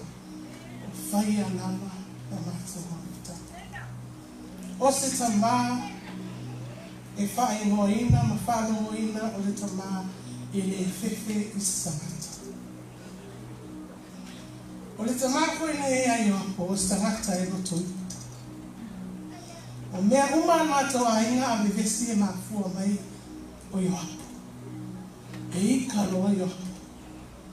Isa no mātou mai.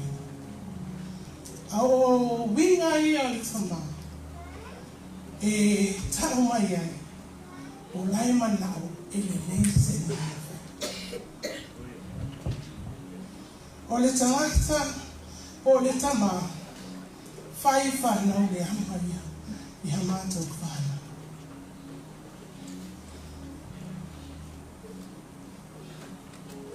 Taimi o mai sue ai, o ma whanau, o lai whanau to I na mamontu. Pei se mea fia la walia, e tamo mo e uta. I le whale o le toka maitina. E whaangalo ngā tāi e whanau. Wa ai I whanau, tutsuku wa e wa maua foi ka latou whanau. O le latou grandfather, lea. Na mafuta ia e le mafuta ia mātou whanau ia mātou mātua ai pe o toi ina le ma no matua o la ua ia na whawhaigere ina I lātou o le mea foi nā e lei o na lata le loto o tamaiti ia I le tamale o se tamā whai whanau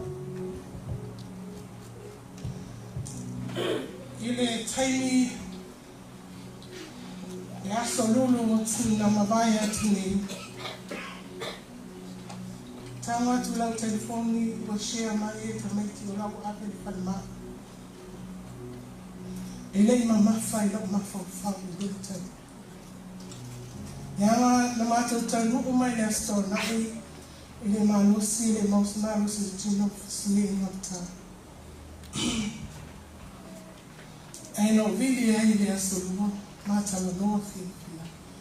A tala whiawhia mai le mānai o whanau hoi sa mātou hōhia. E lilo I manata o le mātou e tala noa le mātou.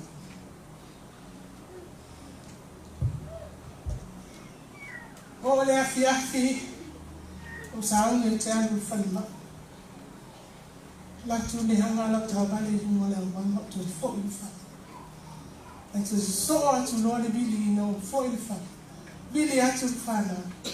Whato pe tope le whana.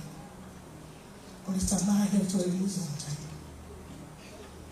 O se tala whate ia I o mātou tamai. Mātou o hatu tumu uman po. Wa matan tau le matala mai tala le tuina. Pave tele le mai le tuina. Ufai atu lal tama. Fai mai sau tala. Fai mai sau tala. Auf mata ufana mnoa. Paua ina ngana tuina na mfana. Fa tali ngo meuma. Ia oto fa. Manie oto fana. Tu mai au se o manolo. Ona taimi o tutuli. Mani se to telele o mai fana. Ya. Pangas mo mau neto la. Faman ya mai neto. Ona o Yesu lele. Amen. Manuia na lama tama. E opoli tusinei tatu filoa ila.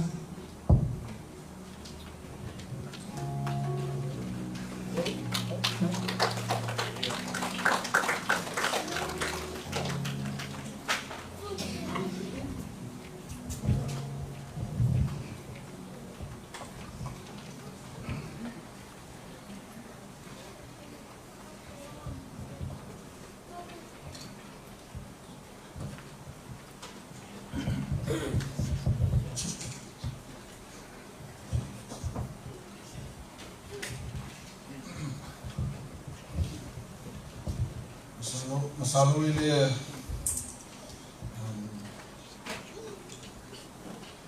taule tula fono le tanga le longo langa le pale tua le tata ile ftua mole mawatu ya ni ile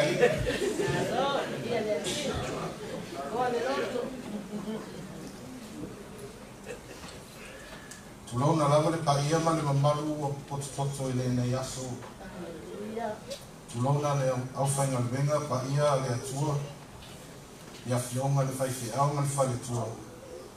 Whapea le mamalu o le ka le sia u pot. Tulauna fo'i o le pa ia o le aina. Ua mai maasani, ua wai mai, le nei asu o whatasi ma le aina, le nei teini o le whanau noa. Whaftai tele lava i lo toa fio mai. E whaali le alofa, ma le lango i le aina. Au tātou manatua na whamanatu, i soifuanga o le tātou pele. Malo lava le soifua maua ma le langi mama. Lo ingoa o fiu mako mua i wako, na i le nei teimi o te fia whaungale nei avanoa. E tautala i e whai ma sui o uso ma tu fine, e whai eista o te langa pupuhu. I lo mātou malang whātasi, ma lo te mā, pelele nei. O mātou te mā o mā ngere palang, ma lo mātou te nā o aiono nora i wafo. O mātou te mā o le uso, te mā le nei o fiu wafo.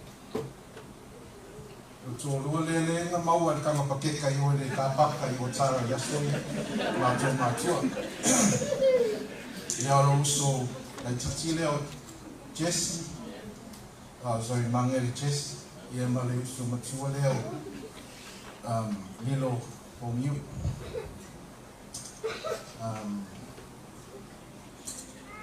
Whamalu watu, na tinau mata e titi lo upola i titi e lunga lau telefoni e le la na walu pea i le lo moli mau Kio lo lalo lo ngangana i wha Samoa i o i upu whanua ia o pea la tō whanongo i le wha Siamang ia tōma whai pia o te manatu, o te mantua i aso ia na tō laiti. e whapea o whaasao i a mātou i mātou te mā o sasa mātou i whainga me sisi. Me se rāre tō rua ia.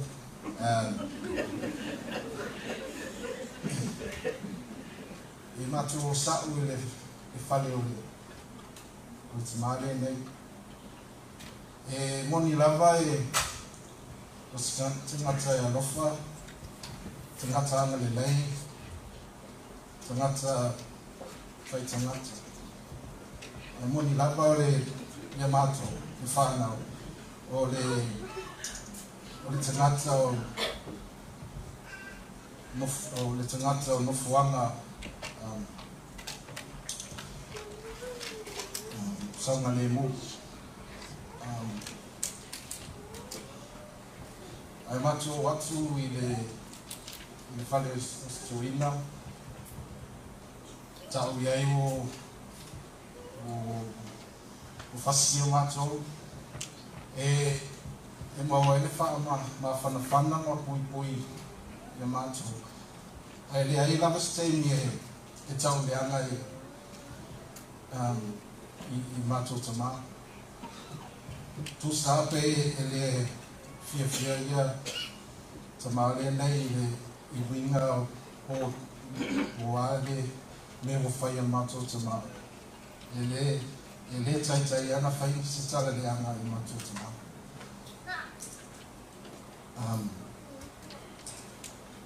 Iai, stinau o mā, mai whanau o whatilua lefu, o Chris, e whamanuele atu i atu o tō. Nau aile, e mālosi le. Mei se ale teini le nei o le whanau o. Tu salama o le teini whanau noa, le teini fia fo. O le tu tinga ina, sto ina ianga ma. Mena o te tali tonu ai. Tu sapo le whainga tau le tinga ina o le tino o sistema. E le ia steini e tina ina langa fatu. Langa. E se le fatu o sto ina le nei e le ola le koko. Le ola e le alofa. Ia te mā. Ia malu lau fōlaunga i le alo le langi. Ai tonu le langi, whamamole atu le mato lofa i mato tamama, mato tina. Tau iai o le manu ia mato uma. Ia ma le mutu asu i ale o langa o hapa. Langa leo a matina whaalonga lau tō roa i atia. E manuia la malanga.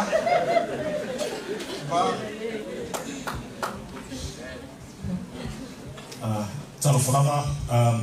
Sorry, we got told we could only have one speaker for the family, but Muluwaku, I cannot leave here tonight without saying something about this man, because as many know, he was our second father.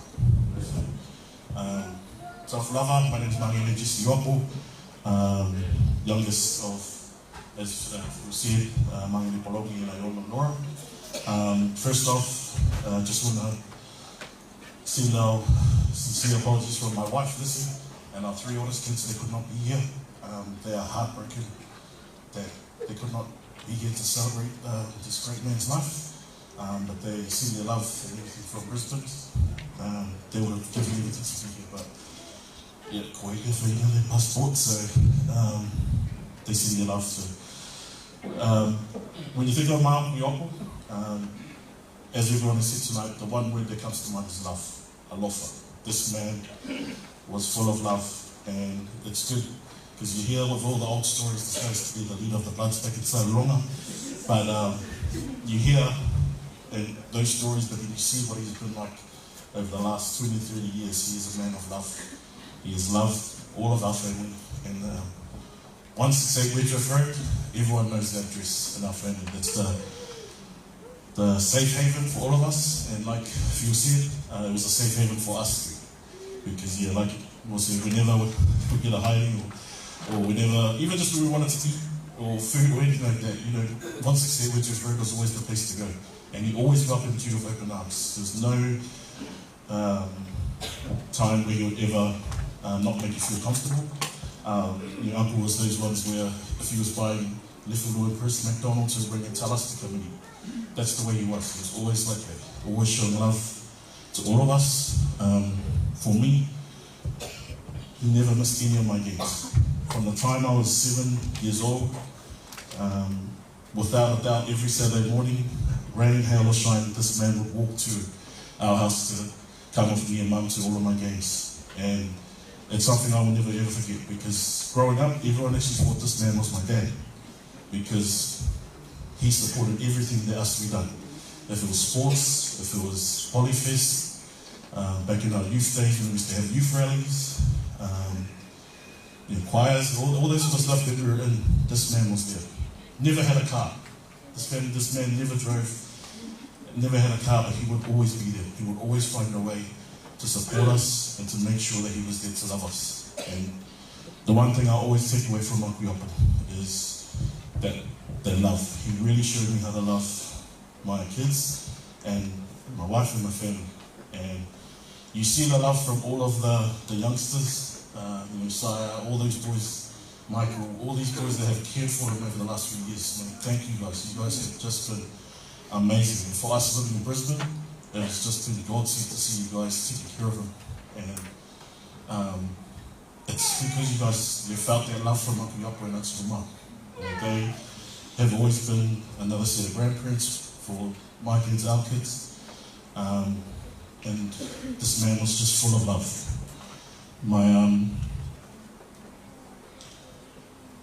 He always had a real funny relationship with my parents. He loved things, but it was like he was married to my mum as well. If you ever heard their conversations, it was like my mum was his other wife. But he really just taught us about love and just how to coach the argument, because that's what it was. Whenever any of our family came from overseas, as everyone has spoken about, they always went to his house. And from the bottom of our hearts, Akuiapa, Kafutaiti Lava, we love you. Always be there for you. We always be there for Mali Lefu, Tuluga, Chris, and Antrima, and Lolo Lefu as well. Emmanuel Malanga, Iswafu Yesu. Amen.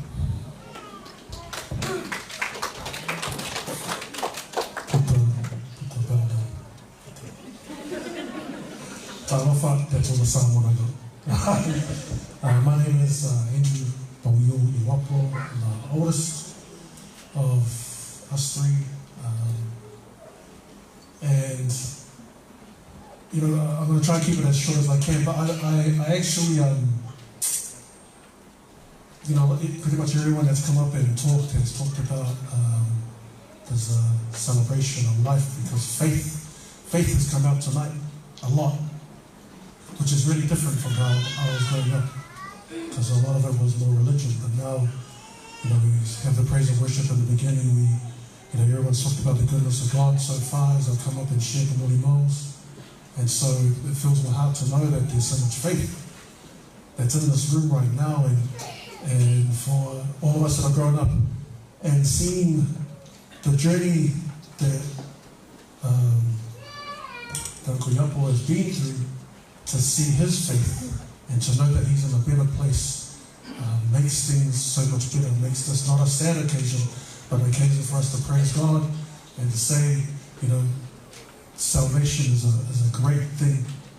Knowing that he's off in a better place, knowing that he's with our Savior, makes this a time not to mourn, but a time to be happy, a time to know that he's in a better place. And so I had a verse when I was trying to think of something to say. I had a verse that came up, and I'm going to try to be as quick as I can. Proverbs 22 verse 6 says, "Train up a child in the way he should go, and when he is old, he will not depart from it." Akuiapa was a father before he was a father. For me and my brothers, when Yapo came over from Samoa, he came to live with us, and he helped to raise us. And so before he even became a dad, he was our dad. He was our other dad. When my mum and dad would go to work, he would look after us. When you hear about my cousins, and all the other ones, he was a dad for them too. But watching his own kids, watching Lefu and Fatirua Christina growing up, you see the love that he has for his children. But it doesn't stop with his children. The lessons that he passed on to them. I can't remember a time where I've seen Lefu or Lua get a hiding. Can you go to it? I don't think I've ever seen it. And so knowing that he but I've never seen it. And so he raised them in the right way. And you can see that with how they are now. And even with Lefu Laituku, seeing his heart and his love being shared that way. So he was a father before he was even a father. And when he became a father, he took up that role and he went with it. But he was also a father to many. It started off with the three of us and him living with us, and then they went on to Sophia and her kids, to so many others. I see Michael and Yapo Kiki and Josiah with him. So there's been generations of ones that have been there and he's looked after, and he's raised up as his own sons, and they've been close to him.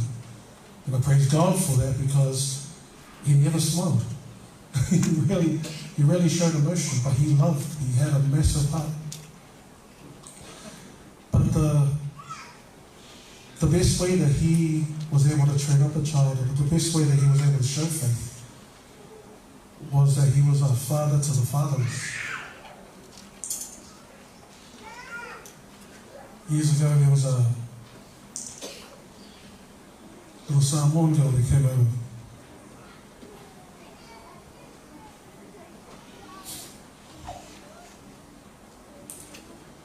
She was young, she was like 3 or 4 years old. And she became laka to Yapo. And she loved him, and instead of going back home, she stayed, and he raised her and loved her, and she became our little sister. And so Yapo was a father to many, and to see him showing love to everyone is how he shows faith, by training us all. He showed me and my brothers how to love, showed us how to love our kids, how to love others outside of our family.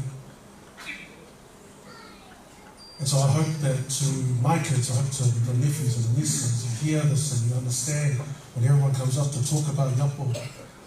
Yeah, there's stuff that happened, there's other things that people can talk about, but no one will ever doubt how big his heart was, how big his faith became, and how much love he has for our family. So I'll finish off there and just praise God for everything that he's done in his life. Yapo Manuel Malanga, we love you. Hopefully he will make you proud with all the lessons that he taught us. Jai.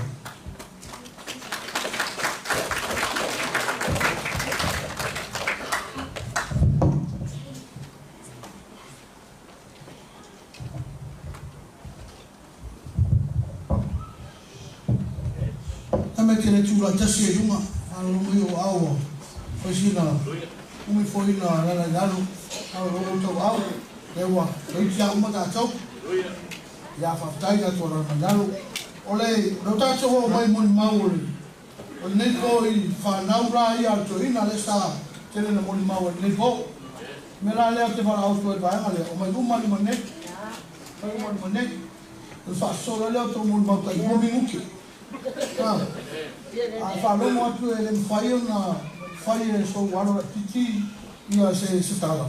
Ia na tawari mea ku e magia whai whawhiu. Ia awal tu ua e hanga tato teini e mtau whakatara tawiti. Ia a lene whangaioli me tato matua ia ona tato teini ia rangati tiri tira al pepa ia mata mai a Nai amata mai Samoa ni si pasolo mai ai. Ola banga umanga ia le langa. Na faatele ai pa falo story na masiro mtua. Ya na awori ira ia le. Na e ka pop te le mtua man le tuina. Tele na fa ya kura te mo mamli po man ra fa.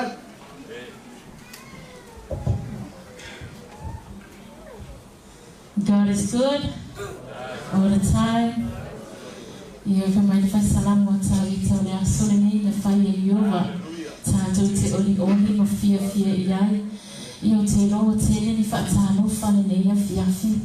Ia ai o le a o na wavela fo i le whala. Ia ai o le a nusa o la mani mau. E si o mātou tamāne nei a fiafi. Ia e le i whela sa mani mau ia o si o sānia. O i o ingoa o Samoa na ngalo. Ia o a o le whina o tala. Ia o ia polia si o mātou tamā. Ia o no maliu. Si o tamā, ia o whaatamā ne tamā ia i opo. Ia ai o la whaise tala pupu o se o tali ia i o na o whaunga tele o mau. So what I just want to say there is every time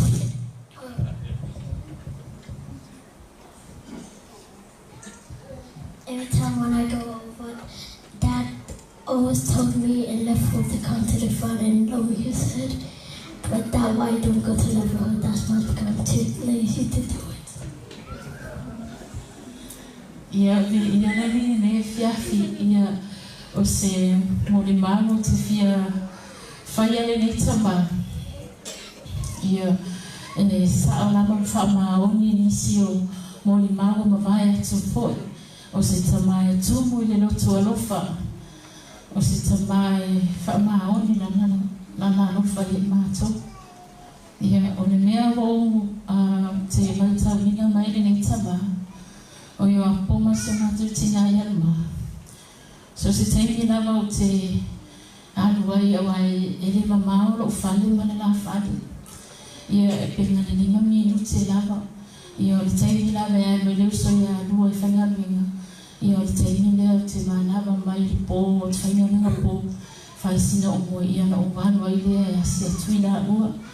Ia o le lava le mea ai o te alu ma o maua le tupe whaatau le mea ai o te alu ma. Pe tiki e shipsa. E talia malenga nga whanu. E talia malenga nga whawhita. E nisi toi ina e ringa mai na mea tauatai. Me ele e whamalia ina i alo lotu. O wingona ne toi ina. Amato atu po i amato atu nei i o mai ma whikiri whima ana whanau. Po le a lawa le pisa o automate. E sa whai ai o. E le ai masana tala e whapea mai. Ma wa automate. E le ngata na alofa o ia i mato. Ai alofa fo i o mato whanau. O le mea leo le a o misia e tama i e opo. Pei o na saunoa ni si o matu. E pei o le whale lea matu te fia i matu te o ai. E le aso na ma whaamese le se fo i masi o ali. Ia ma uanu atu le whale te. Ia sa o lawa saunoa nga se ta si fo i o matu. O le toi i le tumu le lotu arofa. Ia, pe lua po na o moe i o. E whesilisili me le toi le pe e se ale me ua. Ia e lava sa utala, ia no na i roa le lei. Ia i lawo anatula si o to rua toi e mai au i mawhai. Ai au whapea, ai a whari umai e toi ina o te mai le tamaro. Ui e le ai ma se talo na whai e le tamaro pawatana. Tānoa, sa o toi fo i no whali. Ia, o le se tala na o no toi ne lotu a lofa o ia a. E le ngata i mātou a mātou taitua mua fo ia. Ka manuia mai ne atua ne e fia fio no o Yesu le lei whawhitai. God's good Another time. Yeah, masalu it's tele matso le la fai mo ba. Yeah, mo sai nai. Fai mo mo stulu. Yeah. Ali fai so mo limau lo mafta ma tama. Yeah, see if I have some more to lead. Yeah. Thank you, Papa, for your love for me.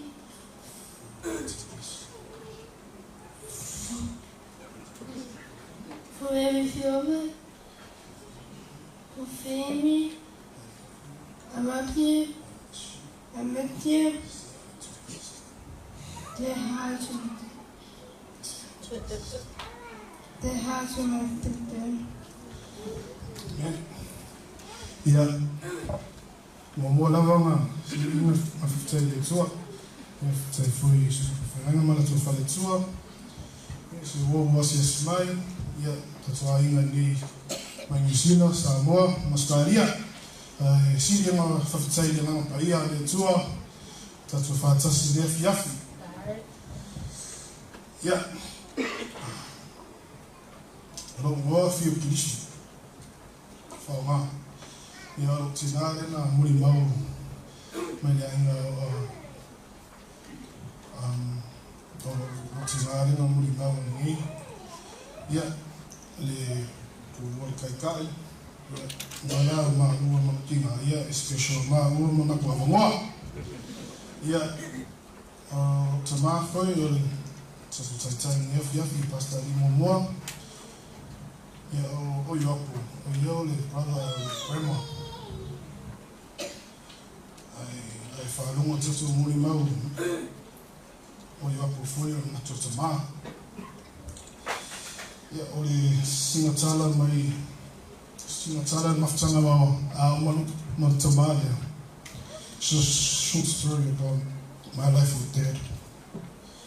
Yeah, Wawali, Mumelima, the Somalia, in Matutu Pulang, Yali, Yamu Port to Luoya, Malevo Valley, Ya, Faso, my Yapo, Ya, or Jesse, or more, or Jesse, or Lefu, no Marima, no Ma.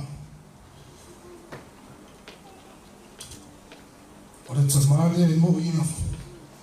A cool and far. Le lufa yung matu o le lufa yung matu whanau. Le lufa fo I whanau matu.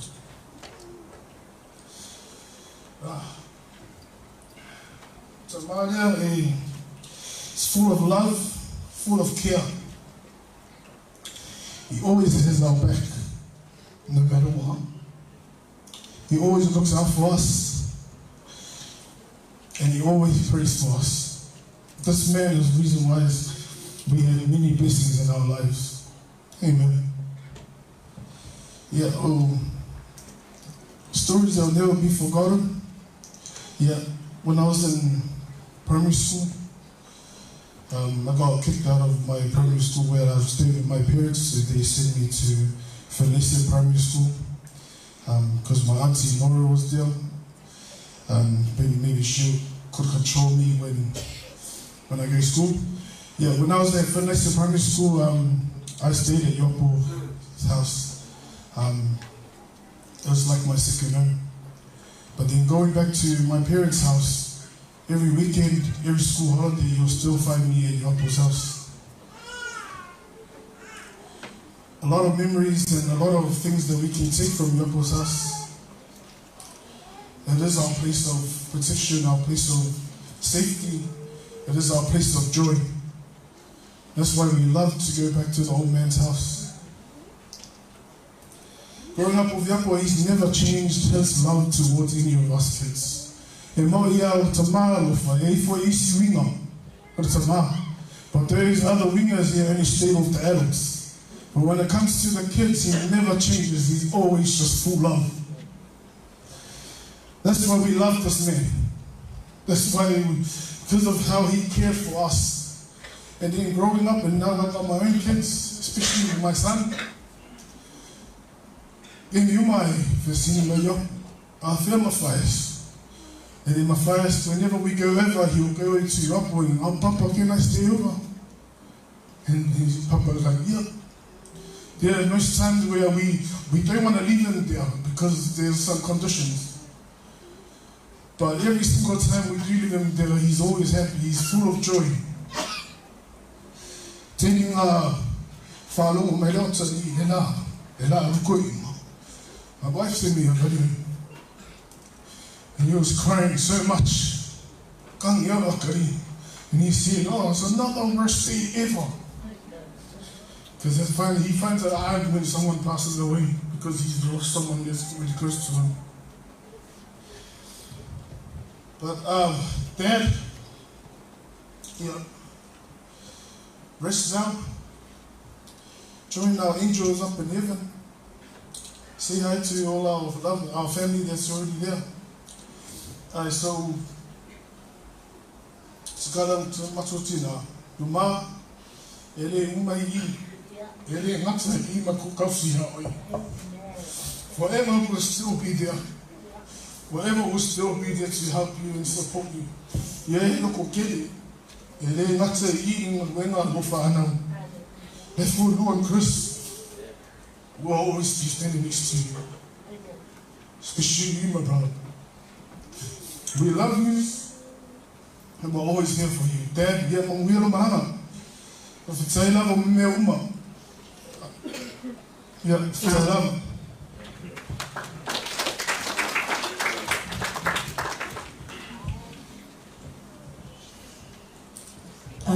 Hi, family. My name is Revival Nandrix. Sorry, I know my name wasn't on the program. And I gave the follow to my siblings and my son, but because my younger sister is too shy now to come up, so I'm gonna take her spot. So yeah, my name is Ina, and I'm Sofa Ina and Christy's daughter. I'm one of the eldest here in New Zealand. I grew up, I was born, like what my mom said, I was born into the house with Yoko and Mama. I grew up knowing that my mom trusted them to look after us. My mom would always go to Samoa for her mom and dad, and our Papa and Nana, and she would always leave us with Yoko and Mama, because my dad would be working. It got to a point where my mom went too long, and we even went to school with Luan Nifu. He fed us, and he looked after us. We used to watch movies with him, and they weren't little kids movies. They were like karate movies, movies with swords on them. But he didn't mind. I think growing up, I was like, we're not allowed to watch those. But he said that you will learn younger if you watch those things. So yeah, everyone talks about the love, and he was such a loving, humble man. But I want to talk about his gentleness. He's such a gentle person. When my mom and her siblings, when they fight, he just sits there. He's very quiet, and he doesn't say anything. And growing up with him, knowing what he's like in this house, it was always a quiet place. It was peace. He had love. He never judged us. He knew our secrets and our wrongs, and he only felt good to us, but he never raised his voice. Revival, the reason why Revival got the chance to say something is because Revival was a baby. My mom lived there with us and Loma and Yapo. and because she had to go and care for her dad in Samoa. And when my mom came back, I think it was a whole month or something, and when my mom came back in Yapo, I asked my mom to leave Bible with them to be one Christ's sister. I was the one that said no. I cried and I said no. This is my baby sister. And he spoiled her and our kids. My son was at his house. We've learned a lot of things from him. And I just want to thank him. Thank you, Mom, for loving us, for treating us like your grandchildren. And yeah, so that's from me. Thank you for the opportunity.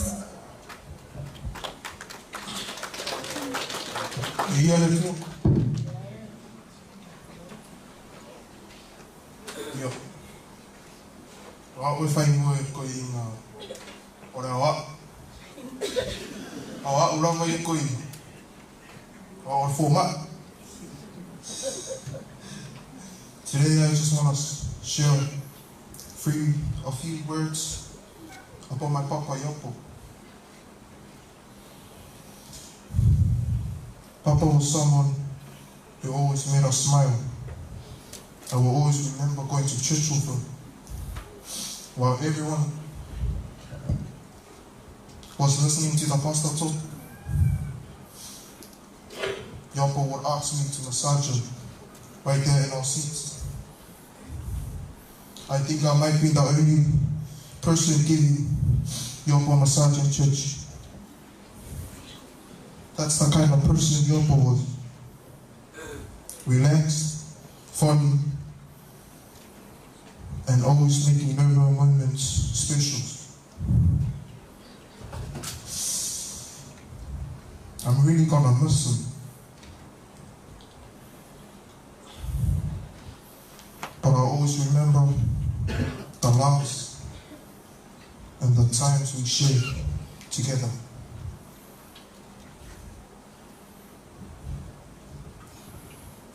Yopo, you'll always have a special place in my heart.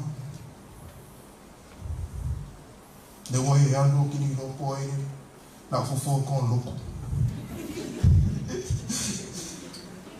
You're gone too soon. I'm wearing white today.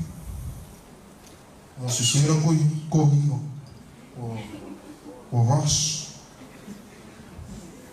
And they saw over here for my.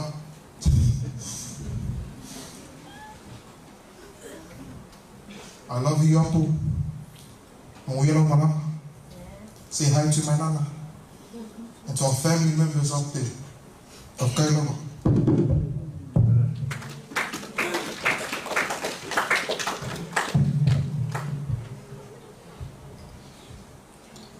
God is good.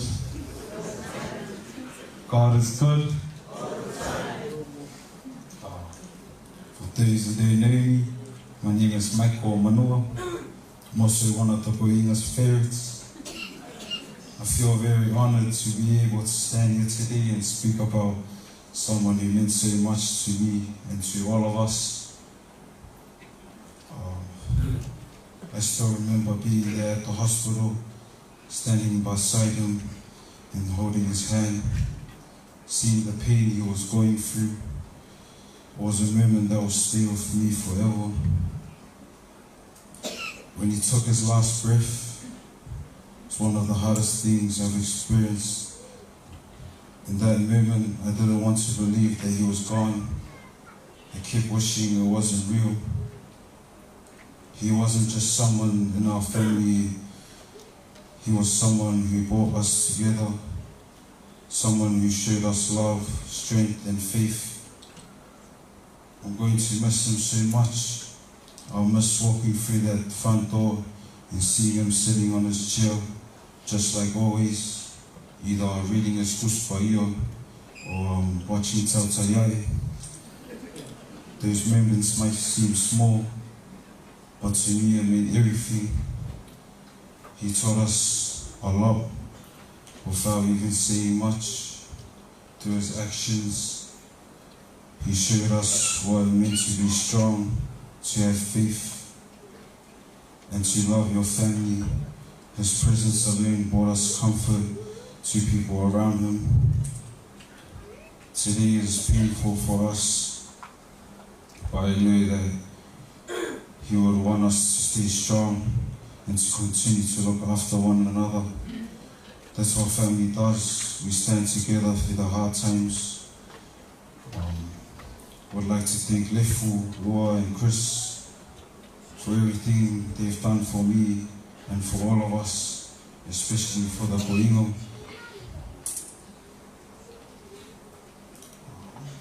Your support, love and strength during this time means more than words can explain. I also like to thank Mom Ruma for her kind heart, for always being here. You are there by his side, caring for him and showing him so much love. Your strength and compassion means so much to our family. Even though he is no longer with us physically, his spirit, his love, and his memory will always live on through all of us. We will carry the lessons he taught us, the memories we shared, and the love he gave. You will always be in our hearts. We will never forget you. Thank you for everything you gave us. Of taite lava malo alofa, lo tau singo, mo mea umana e whaia mo lo mātua ingo, e ui hina e o e ui hina e le, o toi ai I lo mātua lumo. Ai o lo alofa, mo umana tuama, o lea tu mau pea I o mātou loto e whavavau, e malolo I file mu, mātou te alofa te le lava ia te oi. Rest in peace, we love you, and we will miss you forever. Sof Yesu, amen.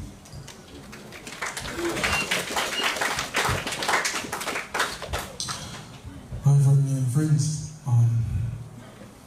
my name is Trevor Isa.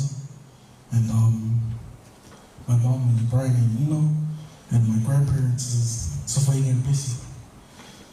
And my great nana is Yapo's sister. So I'm so grateful for meeting my great grandparents' brother. But even though she was his brother, he was like my grandpa.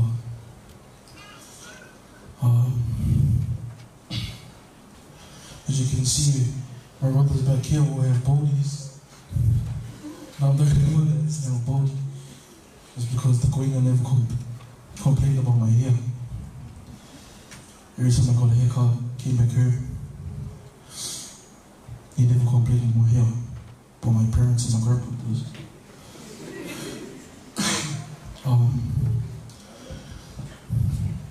There's a lot of things, a lot of memories of the Koinga here. There's a lot of his gangster time, but we were his church time.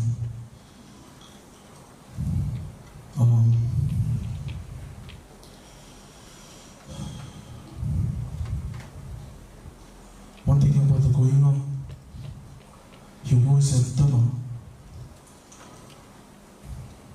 Even though how old he was getting, he would still eat the seed. And I always try to catch that dinner time. Because I want to eat with him.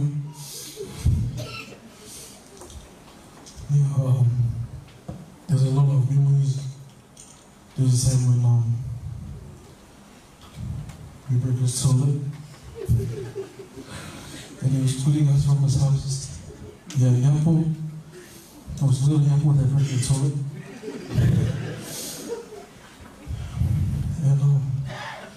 And every time I would come with food, my mom would cook for him. He would always want to call my mom and say thank you. And that was one thing about the Koinga, it was his blessings. Every little favor we did for him, he always blessed us. Even if it's just grabbing the remote, he would still bless us. every Saturday mornings, I used to stay here during the COVID time.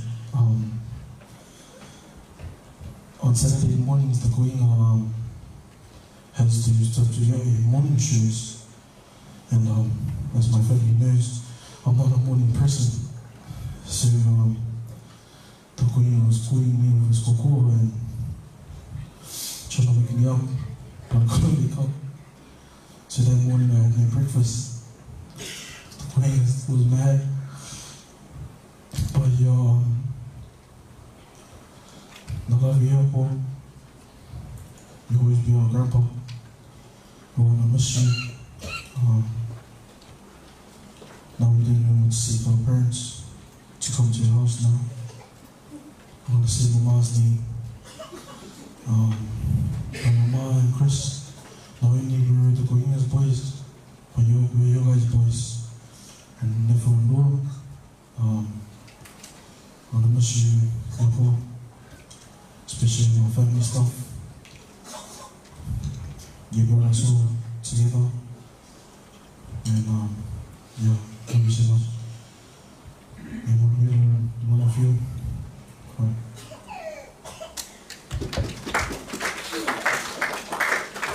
God is good. I'm gonna keep my money mile short and simple. Because he's all of the time. The Koinga was a very good man. He was kind, loving, and a lot of things.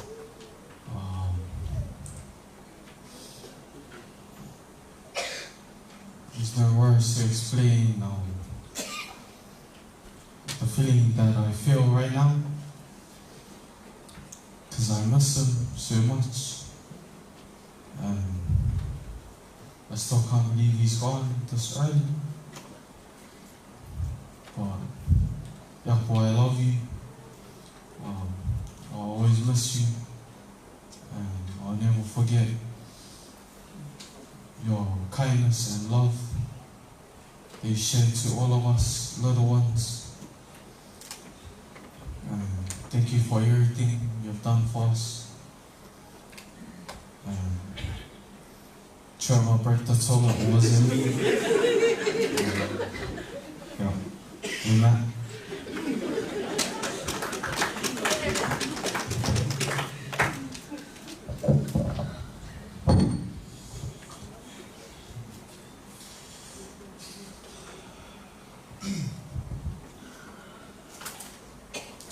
Second Timothy 4, verse 7 to 8.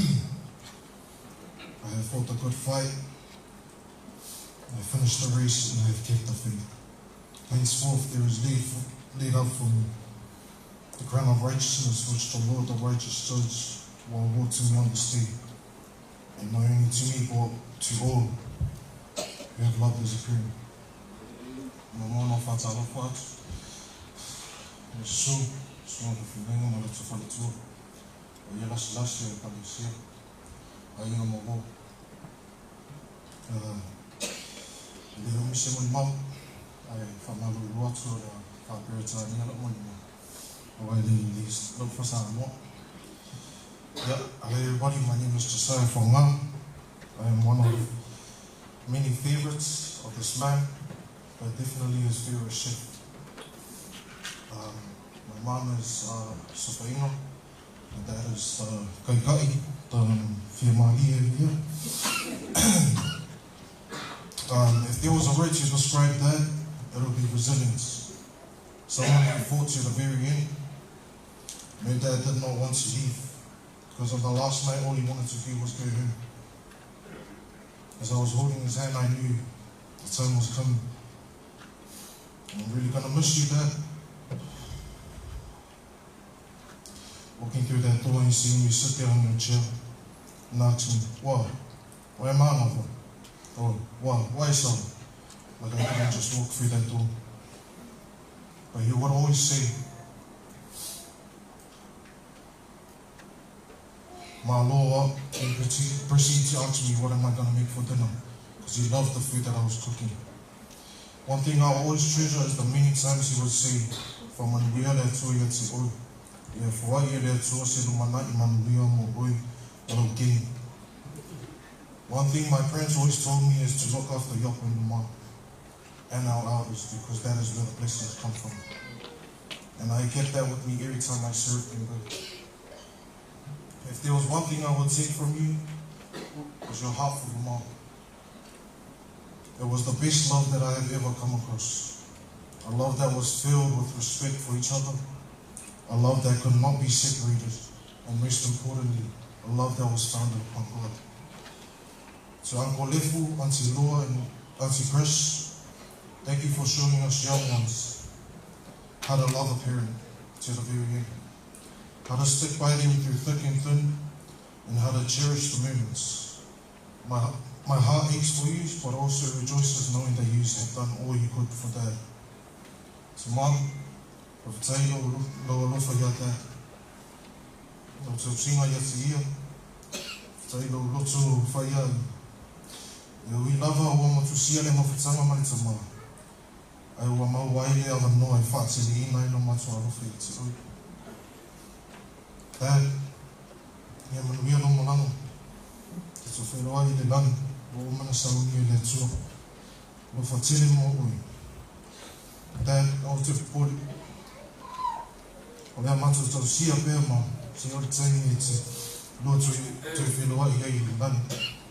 Tell love and whatever from Nubia my head so. Amen.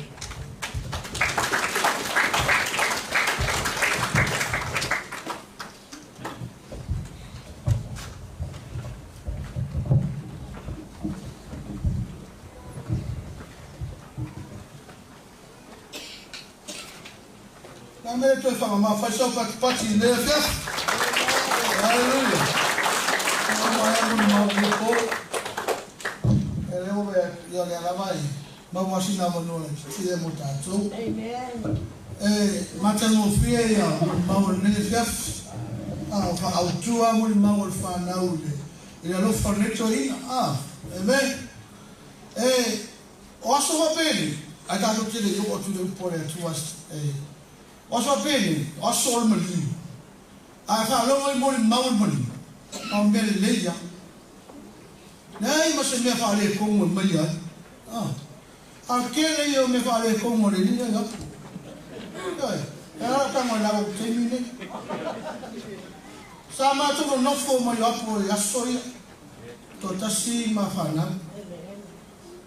Allora io a por calap. Basta falla tu calap. E sa io a por poi mo poi caude mo. Por tal father ya. Ma che fa longo quale ma se ma tu hai no te mire sawa e pissa ma ya tu boy e fai cooling ma mar poa a te fa longo ku ai ha lo ku sawa ma speak al waqt on le fatinga kalina kulli shlo ma kwa aso ma ya sa le ngalo ya ele mis tamata ama ma ngai ai u portus se o ya kis tamata fo ya faut wa ba vai le twai fa fo ni no le ara o ya no wa ma vai ya po twai ai ku rai mo ya po fo la sora le o fa twai o sa ni ngal bonne ele o sa ni fa no asia la ngala to li o le to o ye to ya ine su ko isa de mali fa ola no la o le langi la o le langi. Yes. Fatali ya so fa pema yai le atibolo wateri o fa le mai na ia le fio. Tato sa un da tu fa longo lu pole. Ore mo mau le fa pe ile wa fine le mo ya lu. Telo na lu ma tu ai no sa mo le li wo lu ta. E fa tu afa la wo si of. Ai ana mo ri kwa ya me fa ma na po mo ma. Wa lu tu la fa wo ni fa processes. Ayam so lama tu ayam memori kuaf mai ave mara wala ngala ke pisi amad o ma ngama ma ya isa so wal ka ba ko mo ma fam mo si mama ay mam la manya wa fi ri ko yo ye eto yo ye lo fi asha pere ke manu wala fa pe o ma teli ni eto afa ifa na mo lo fi ya ni ya tu ya po ma ni mo ma o ni to ha mo ni ni sta matta tu la lo fa tato sauni tato te palo mo le pole tu ne fa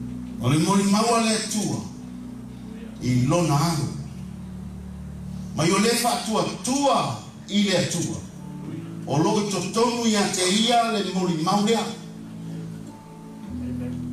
Amen. O whela wala I te aride.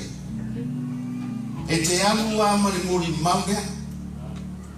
Wherever you go, you can take the testimony of God about His Son. Whether you go to survive or you go to Australia or you go to heaven, that testimony of God about His Son is defined in your character. It's defined in your life as a servant of God. It's defined in your ministry. Watatu umuli mawina le fiafi. Le taoto ayo le toina lea. Watatu umuli mawilo na rofa. Ai familia tua. Mafua le rofa le toina lea. Ono walupele. Mafua mele leisha afaya toina lea. Ono walupele.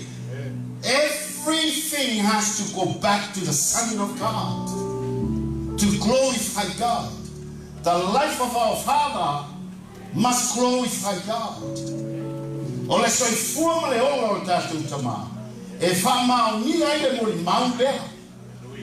Ole mori mau le atua. Ilona halo Yesu. Fai mai ne ole fesi. Ole ale mori mau. What is the testimony of God? Me foi o pesutasi. This is the testimony. God has given you, given me, given us the eternal life. And that eternal life is in Christ. It's in His Son. And this is the testimony of God. Wafitaila ile atua.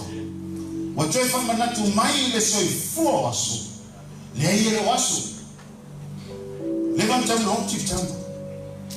Antaba una banda. Ele fefeses. Ato sila ni ai ile ao oltoina.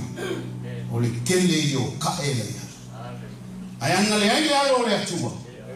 Ele yo waso le false furo le tabshama. Ana le ai ao le atua. Ele tukua ya so na baibaina. Ana le ai ao le atua. Tato tele mo mawina le lofa waso. I mention my father. Everything that Aso has done in his life, it is because of the Son of God. And we must give glory to the Son of God, the begotten of the Father.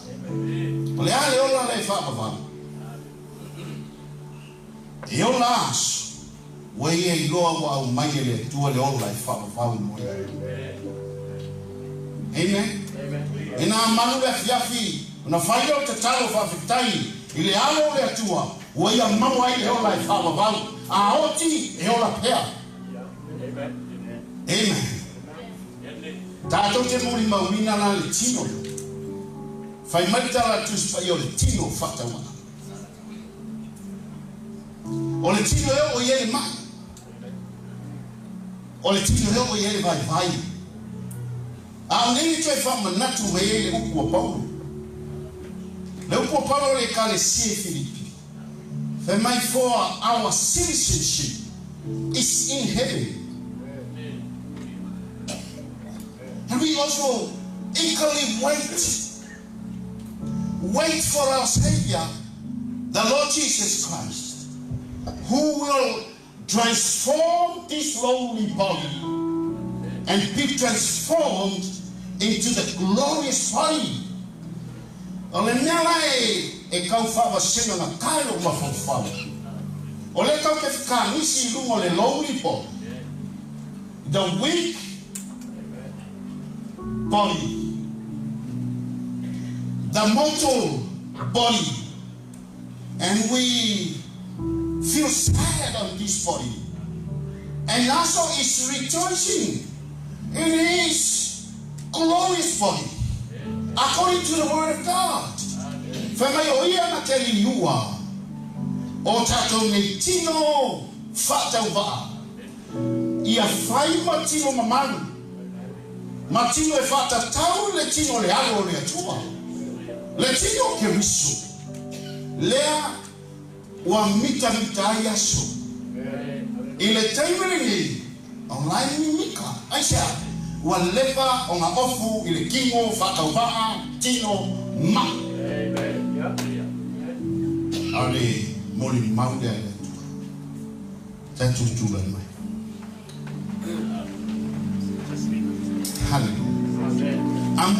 Amuia bea fai olo e fea ruai mali moli maude ale atua. When you go around and you sleep with them, the testimony of God about His Son. He has given you and given me the everlasting and the eternal life, which is our new body that will be transformed when we die. Abela santa ula na pati tele ana ile atua. E tusa male mo maula pia kumuni. Waya umaya le owa ifaka. And he who has the Son of God has life. And he who does not have the Son of God, I am so sorry to say tonight, find Jesus as you still have the time. God bless.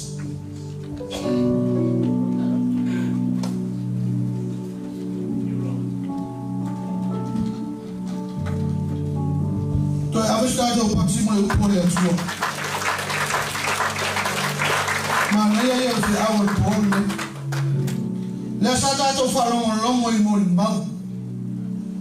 Aleluia. Ao eu data eu falo longo e por a tua. Ele morre mal por a tua. Eu vim aí no nalo do Espírito. Tem loa mas que manga olho mal mal por. Se não não manga olho mal. Se não não olho mal.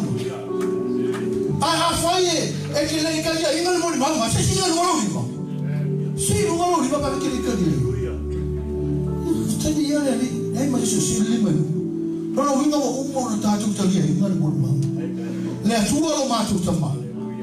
Pa tai ya upu ni ya. Le ne wa e tu e fa ma natu.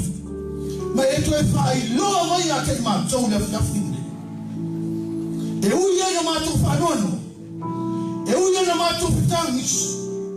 E u fa na ma tu fa longo I mo ni mau e pone.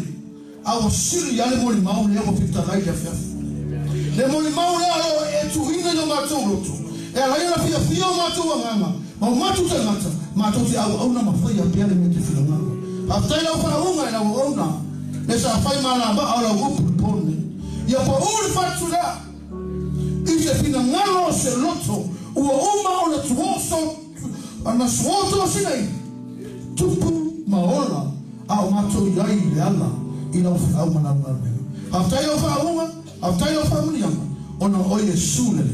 Amen. Amen. Tatu wala la. Tatu tatu am. Oli na fa after you ne po na la mauna. Sunga ya fu kirifi. Usai matupu fa mafana. Upu fa marusi mutatu behavior. Hallelujah. Tata marita tupis. Leo tatu wo mwishui lo tatu mafchana mlego. Tama tatu peselea tatu pese fatasiai ama aya peselea. Ono wala wina lea sunga fa femena. Tata ni mo ala mali. Oye leo la fa wina tatu mafchana. Ama aya lea yona tunatu lea suyo aina. Ya was tatu furana mlefia. Hallelujah.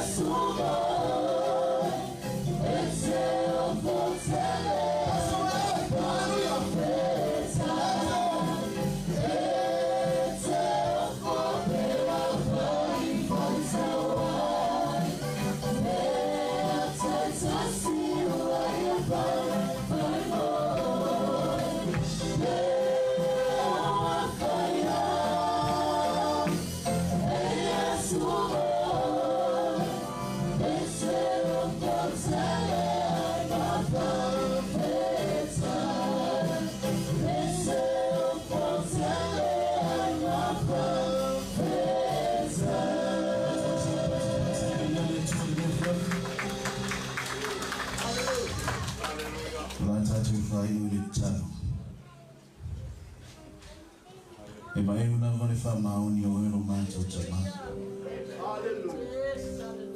Lo fa maoni lea ua. Fai winai sauringa fia so manto tama. E ala ilo nganga paia sa natu vala awai. E taitaina ne nei sauringa. Ai mai se o lana whao unga. Ma ana whamanianga. E le mulu mātou tama. Ai mulu mātou le whanau. Ai maisiri a inga. Le ka le sia. Ma whanau a lau fio nei a fiafi. Ana le sia no o ioga. Ana le sia no o ioga. E le no whai o na taunu uli nei whamai. Waulu lofa ufa olai nai mātou. Ile ono ni ngā luenga. Au mātou lava o lau ngā luenga Yesu Kiriso. Nga whai ai mātou. Awana i saunia ngā luenga lei. Mātou te sava vali ai. Ngā luenga i alau fio na e whaali lo mātou tamaa. Au mawalo na soifua. E ofo ina atu i lau fio. E ala i le mori mau i nei a fiafi. Mātou whaftaita mai mori mau.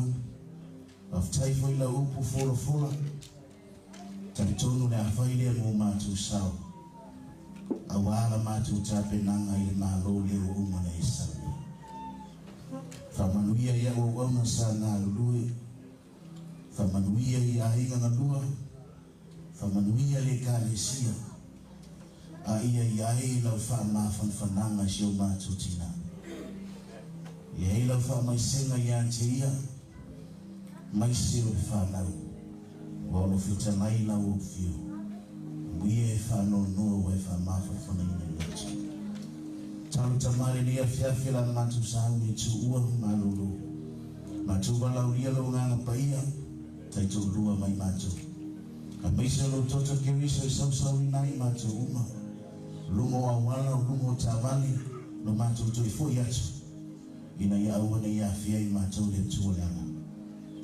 Ka moe moe fo i moona sau ni ngā tai au. Nganga pa ia o lau fio. Te whatau luina. A ia tele ai sau ina. Le mātou te talo le atu mau meo mātou lungo. Le file mua lau fio. O lau lofa atu noa. O loa lofa si. Ai maisi le mafutanga maraula ngampaia. Nei se ia o le whawawau. E whawawau lava. Amen. Aftai tātou lana mai nanu. Nga mālona usai. Ano fōi tātou tua tātou mātanga ni lewa. Iu manu bia. O si fōi fōranga lea mai ante au. Mala whenga renga muna sa tai au. O le tūla si fulu tātou sa ninga nei. Ia e tātou te anu al tei whamon mole. A fia awai mai sa ninga tai au. Ia o si fulu li tai au. Sa ninga. Tātou sa ninga whai uma sa tātou tama. Ia le moli mole atu ai lea. O lona sa i lona whanua i papatoe. Ia mo le toi sa ninga o nasa tai au. Ia o na toi maua e fōi leo se spasi siranga tai au.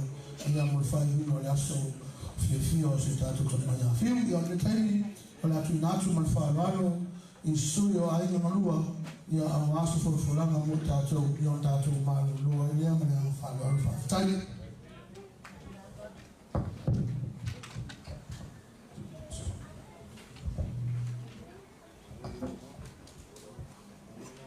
Whaafatai la sunga tai sauninga mo le amanor kwa i ainga. Ka leo ai se angama whaafatai le me fui e fifi.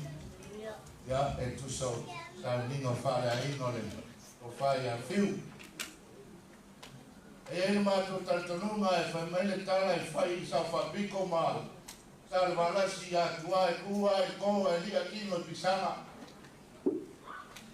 Wa e karitonu le wha moe moe. E mai taua maritoa lea wa maruka we e pai o le maoka. O le whai wa mapu e le matina ma le o wheloa. Sa ma fai ngai e mai o le au fai ngai na tofe le tua o kou fatua.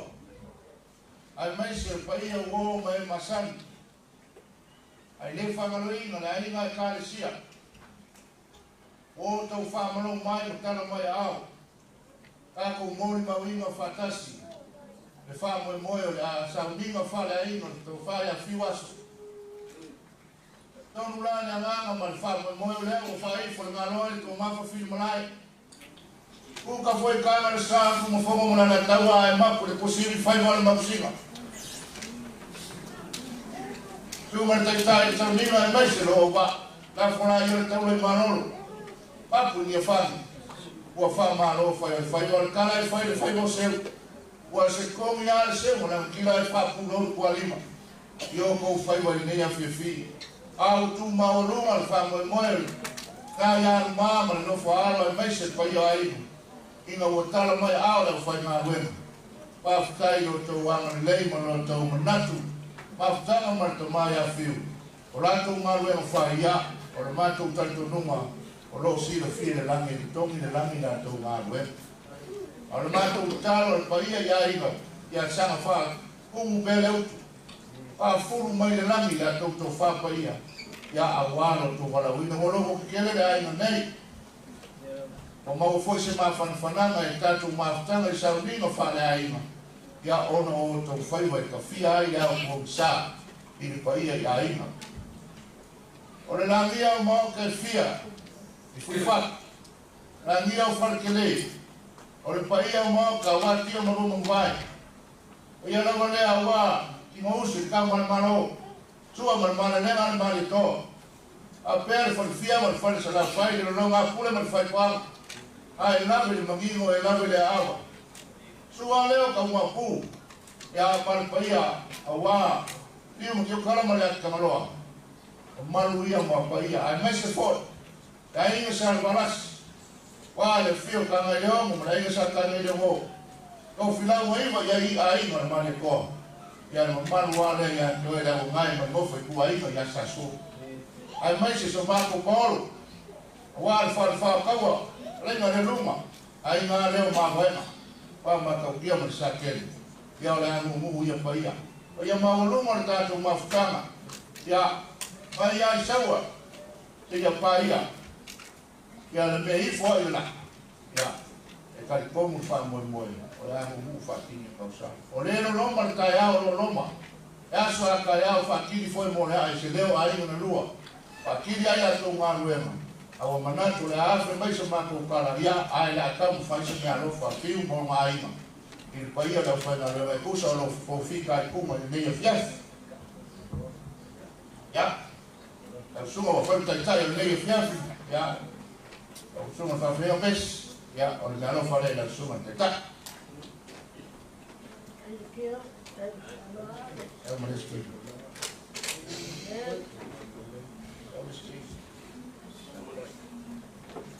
ya la suma fareu tau si ta nga we ya na lo fale fiu tu so nga le fale ni yas iu fa tai mo for la le tua ya la suma fa ya o ma la tu spaia ya la lo fale la suma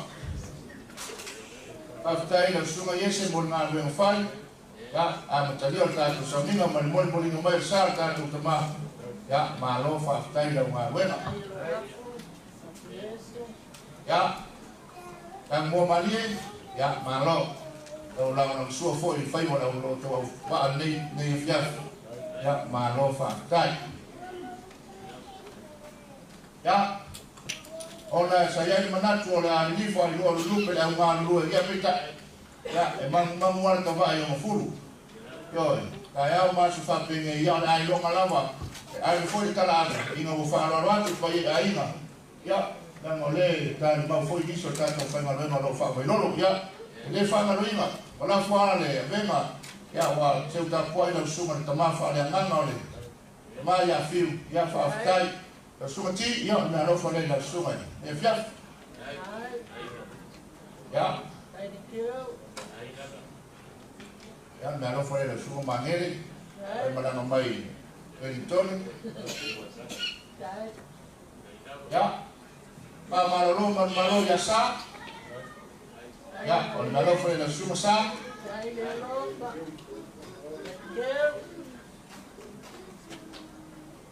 Ya le mai te wato le su mai kuale. Kau langa soi fua ngapu matolima ya la sunga sebe. Ya. Ya o ele tangata kau mai kuale o lama sko inga le umali.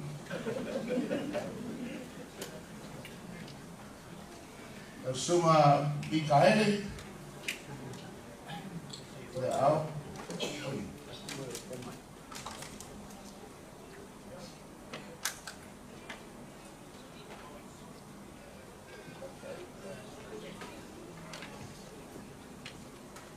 Ya, la sunga mo au.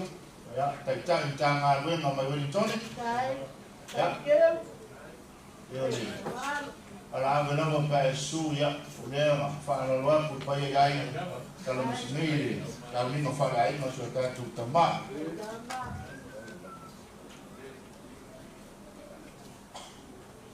Ya.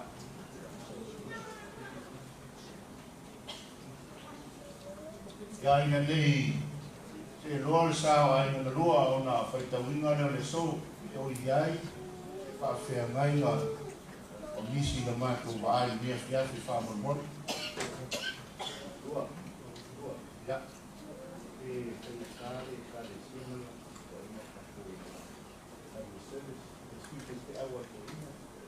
alema ya ba tai fa ma tomai ya la suma ta alema ya ole kalau fare la suma ya la leo ko fa ma tomai o fa na wema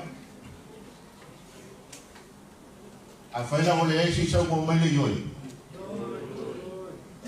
alo fa tai na tu leo la kan ku mai fa ma sa ma tu tal e fia pe ya fa ya ole a fa ki ya foi mo la ta ya lo mo le aso mo ya ma fa a tole o skala ai le lua mo wa ku sa ton foi ya wana se na lo fa tau fa tau na ai ni fia ya to suma i fa fe vai no fa tu ta to ma futa ya wa ma waluma se di no ta to tai pa fa ta ya tu pa ia ma waluma wa fio mai ma ta mai au ta ya ni tu la se furu ya no sa un no ta to ma pa ia le ka le sia i tu la fa pe ya e o ia se mai tu ta le lo ma ka tu ta ya e pa ia fa ki ri ai fo wa fa mo o le suma fo wa to fa ya fiu ai o leo wa fa yo mai la uma tato tomo te tato saunina nei fa maru watu te tato te tau ma vai na voi nei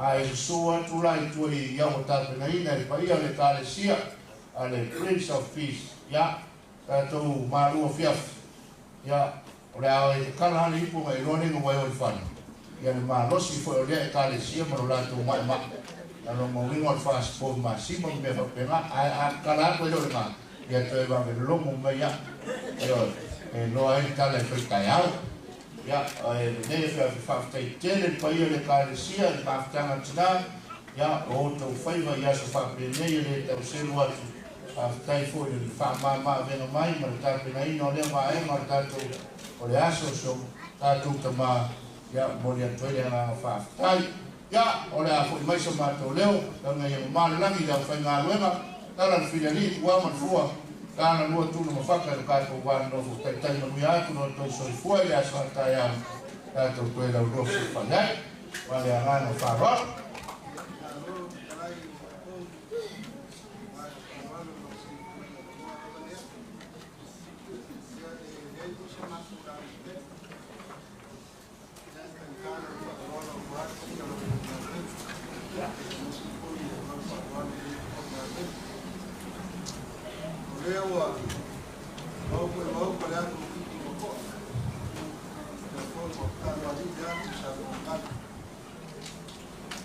Lili fot kai na kali na kai fa de wale o ma ka lupu se ma ya fa lo al fo wa kala makso ma fi le lupu ku ka wa ka po i a wa fa so fo de fa ofi na wa ka po i ma ka lu a pu le a nge ya so ko po we le se ma ku la na na fa kai mu bulia no le mai ka mu so la fa lo no wa pa ya la fa ma ya u fai la lo fo wa pa ya ni lua yo karo pa yo la fai ma le no lo mai le lan Wai meo whanga ngā winga ngei asa.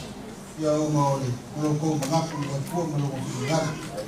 Wawa sai fuara nei, pai alau whai ngā renga, alau sima te kai sa inga, ia alau whai renga lo. Kau sa sema whanga o mangu a wale asa kātu kama, au alau kou nā unga, tā le tua. Ia alau alau lia msa mo o pokpok, ia maua ko whāna whakanga, pai ia inga nganoa, ia ana le lei le li. Ai o inga ia kātu koe whiwa, ia whai o kātu kāna. Ai mai ia te ngei ia, ia ngana whaanoa. Ui ara na uma lua pau, moa, o lua lo kua wan, le kua kātu. Ai ngā mana ngana whaanoa lo mo Yesu. Amen. Wa whamalo, ai moa na isunga ni whonga ni kāre sia wawa. Ia, ko ia wa mo mausu ma ni kausina le ana kaua. Ia karitonu, ia, a whaiwa. Pamari ini, stau whaino vai lea whiawhia pa ia ainga ia. Ele se vi inga ni kātu ni tāi. Foi se vai vai ia fa tai le fo fai no fogo ma fo ta mole au fai nga reno marcato au fi ne fi e fa pena se nana la na la i matau a se la kila wale aso ta ya pa ka ko ai se ta fa la ya o wa lofa ya fi fa pe ko ai fo ma le sa wa su ma fo le kare si le fa ma fa me lo ngana ya. Ladies and gentlemen, see you all tomorrow, 10 o'clock. Not 10 o'clock in the evening, 10 o'clock in the morning. Okay? Now, go home now. Thank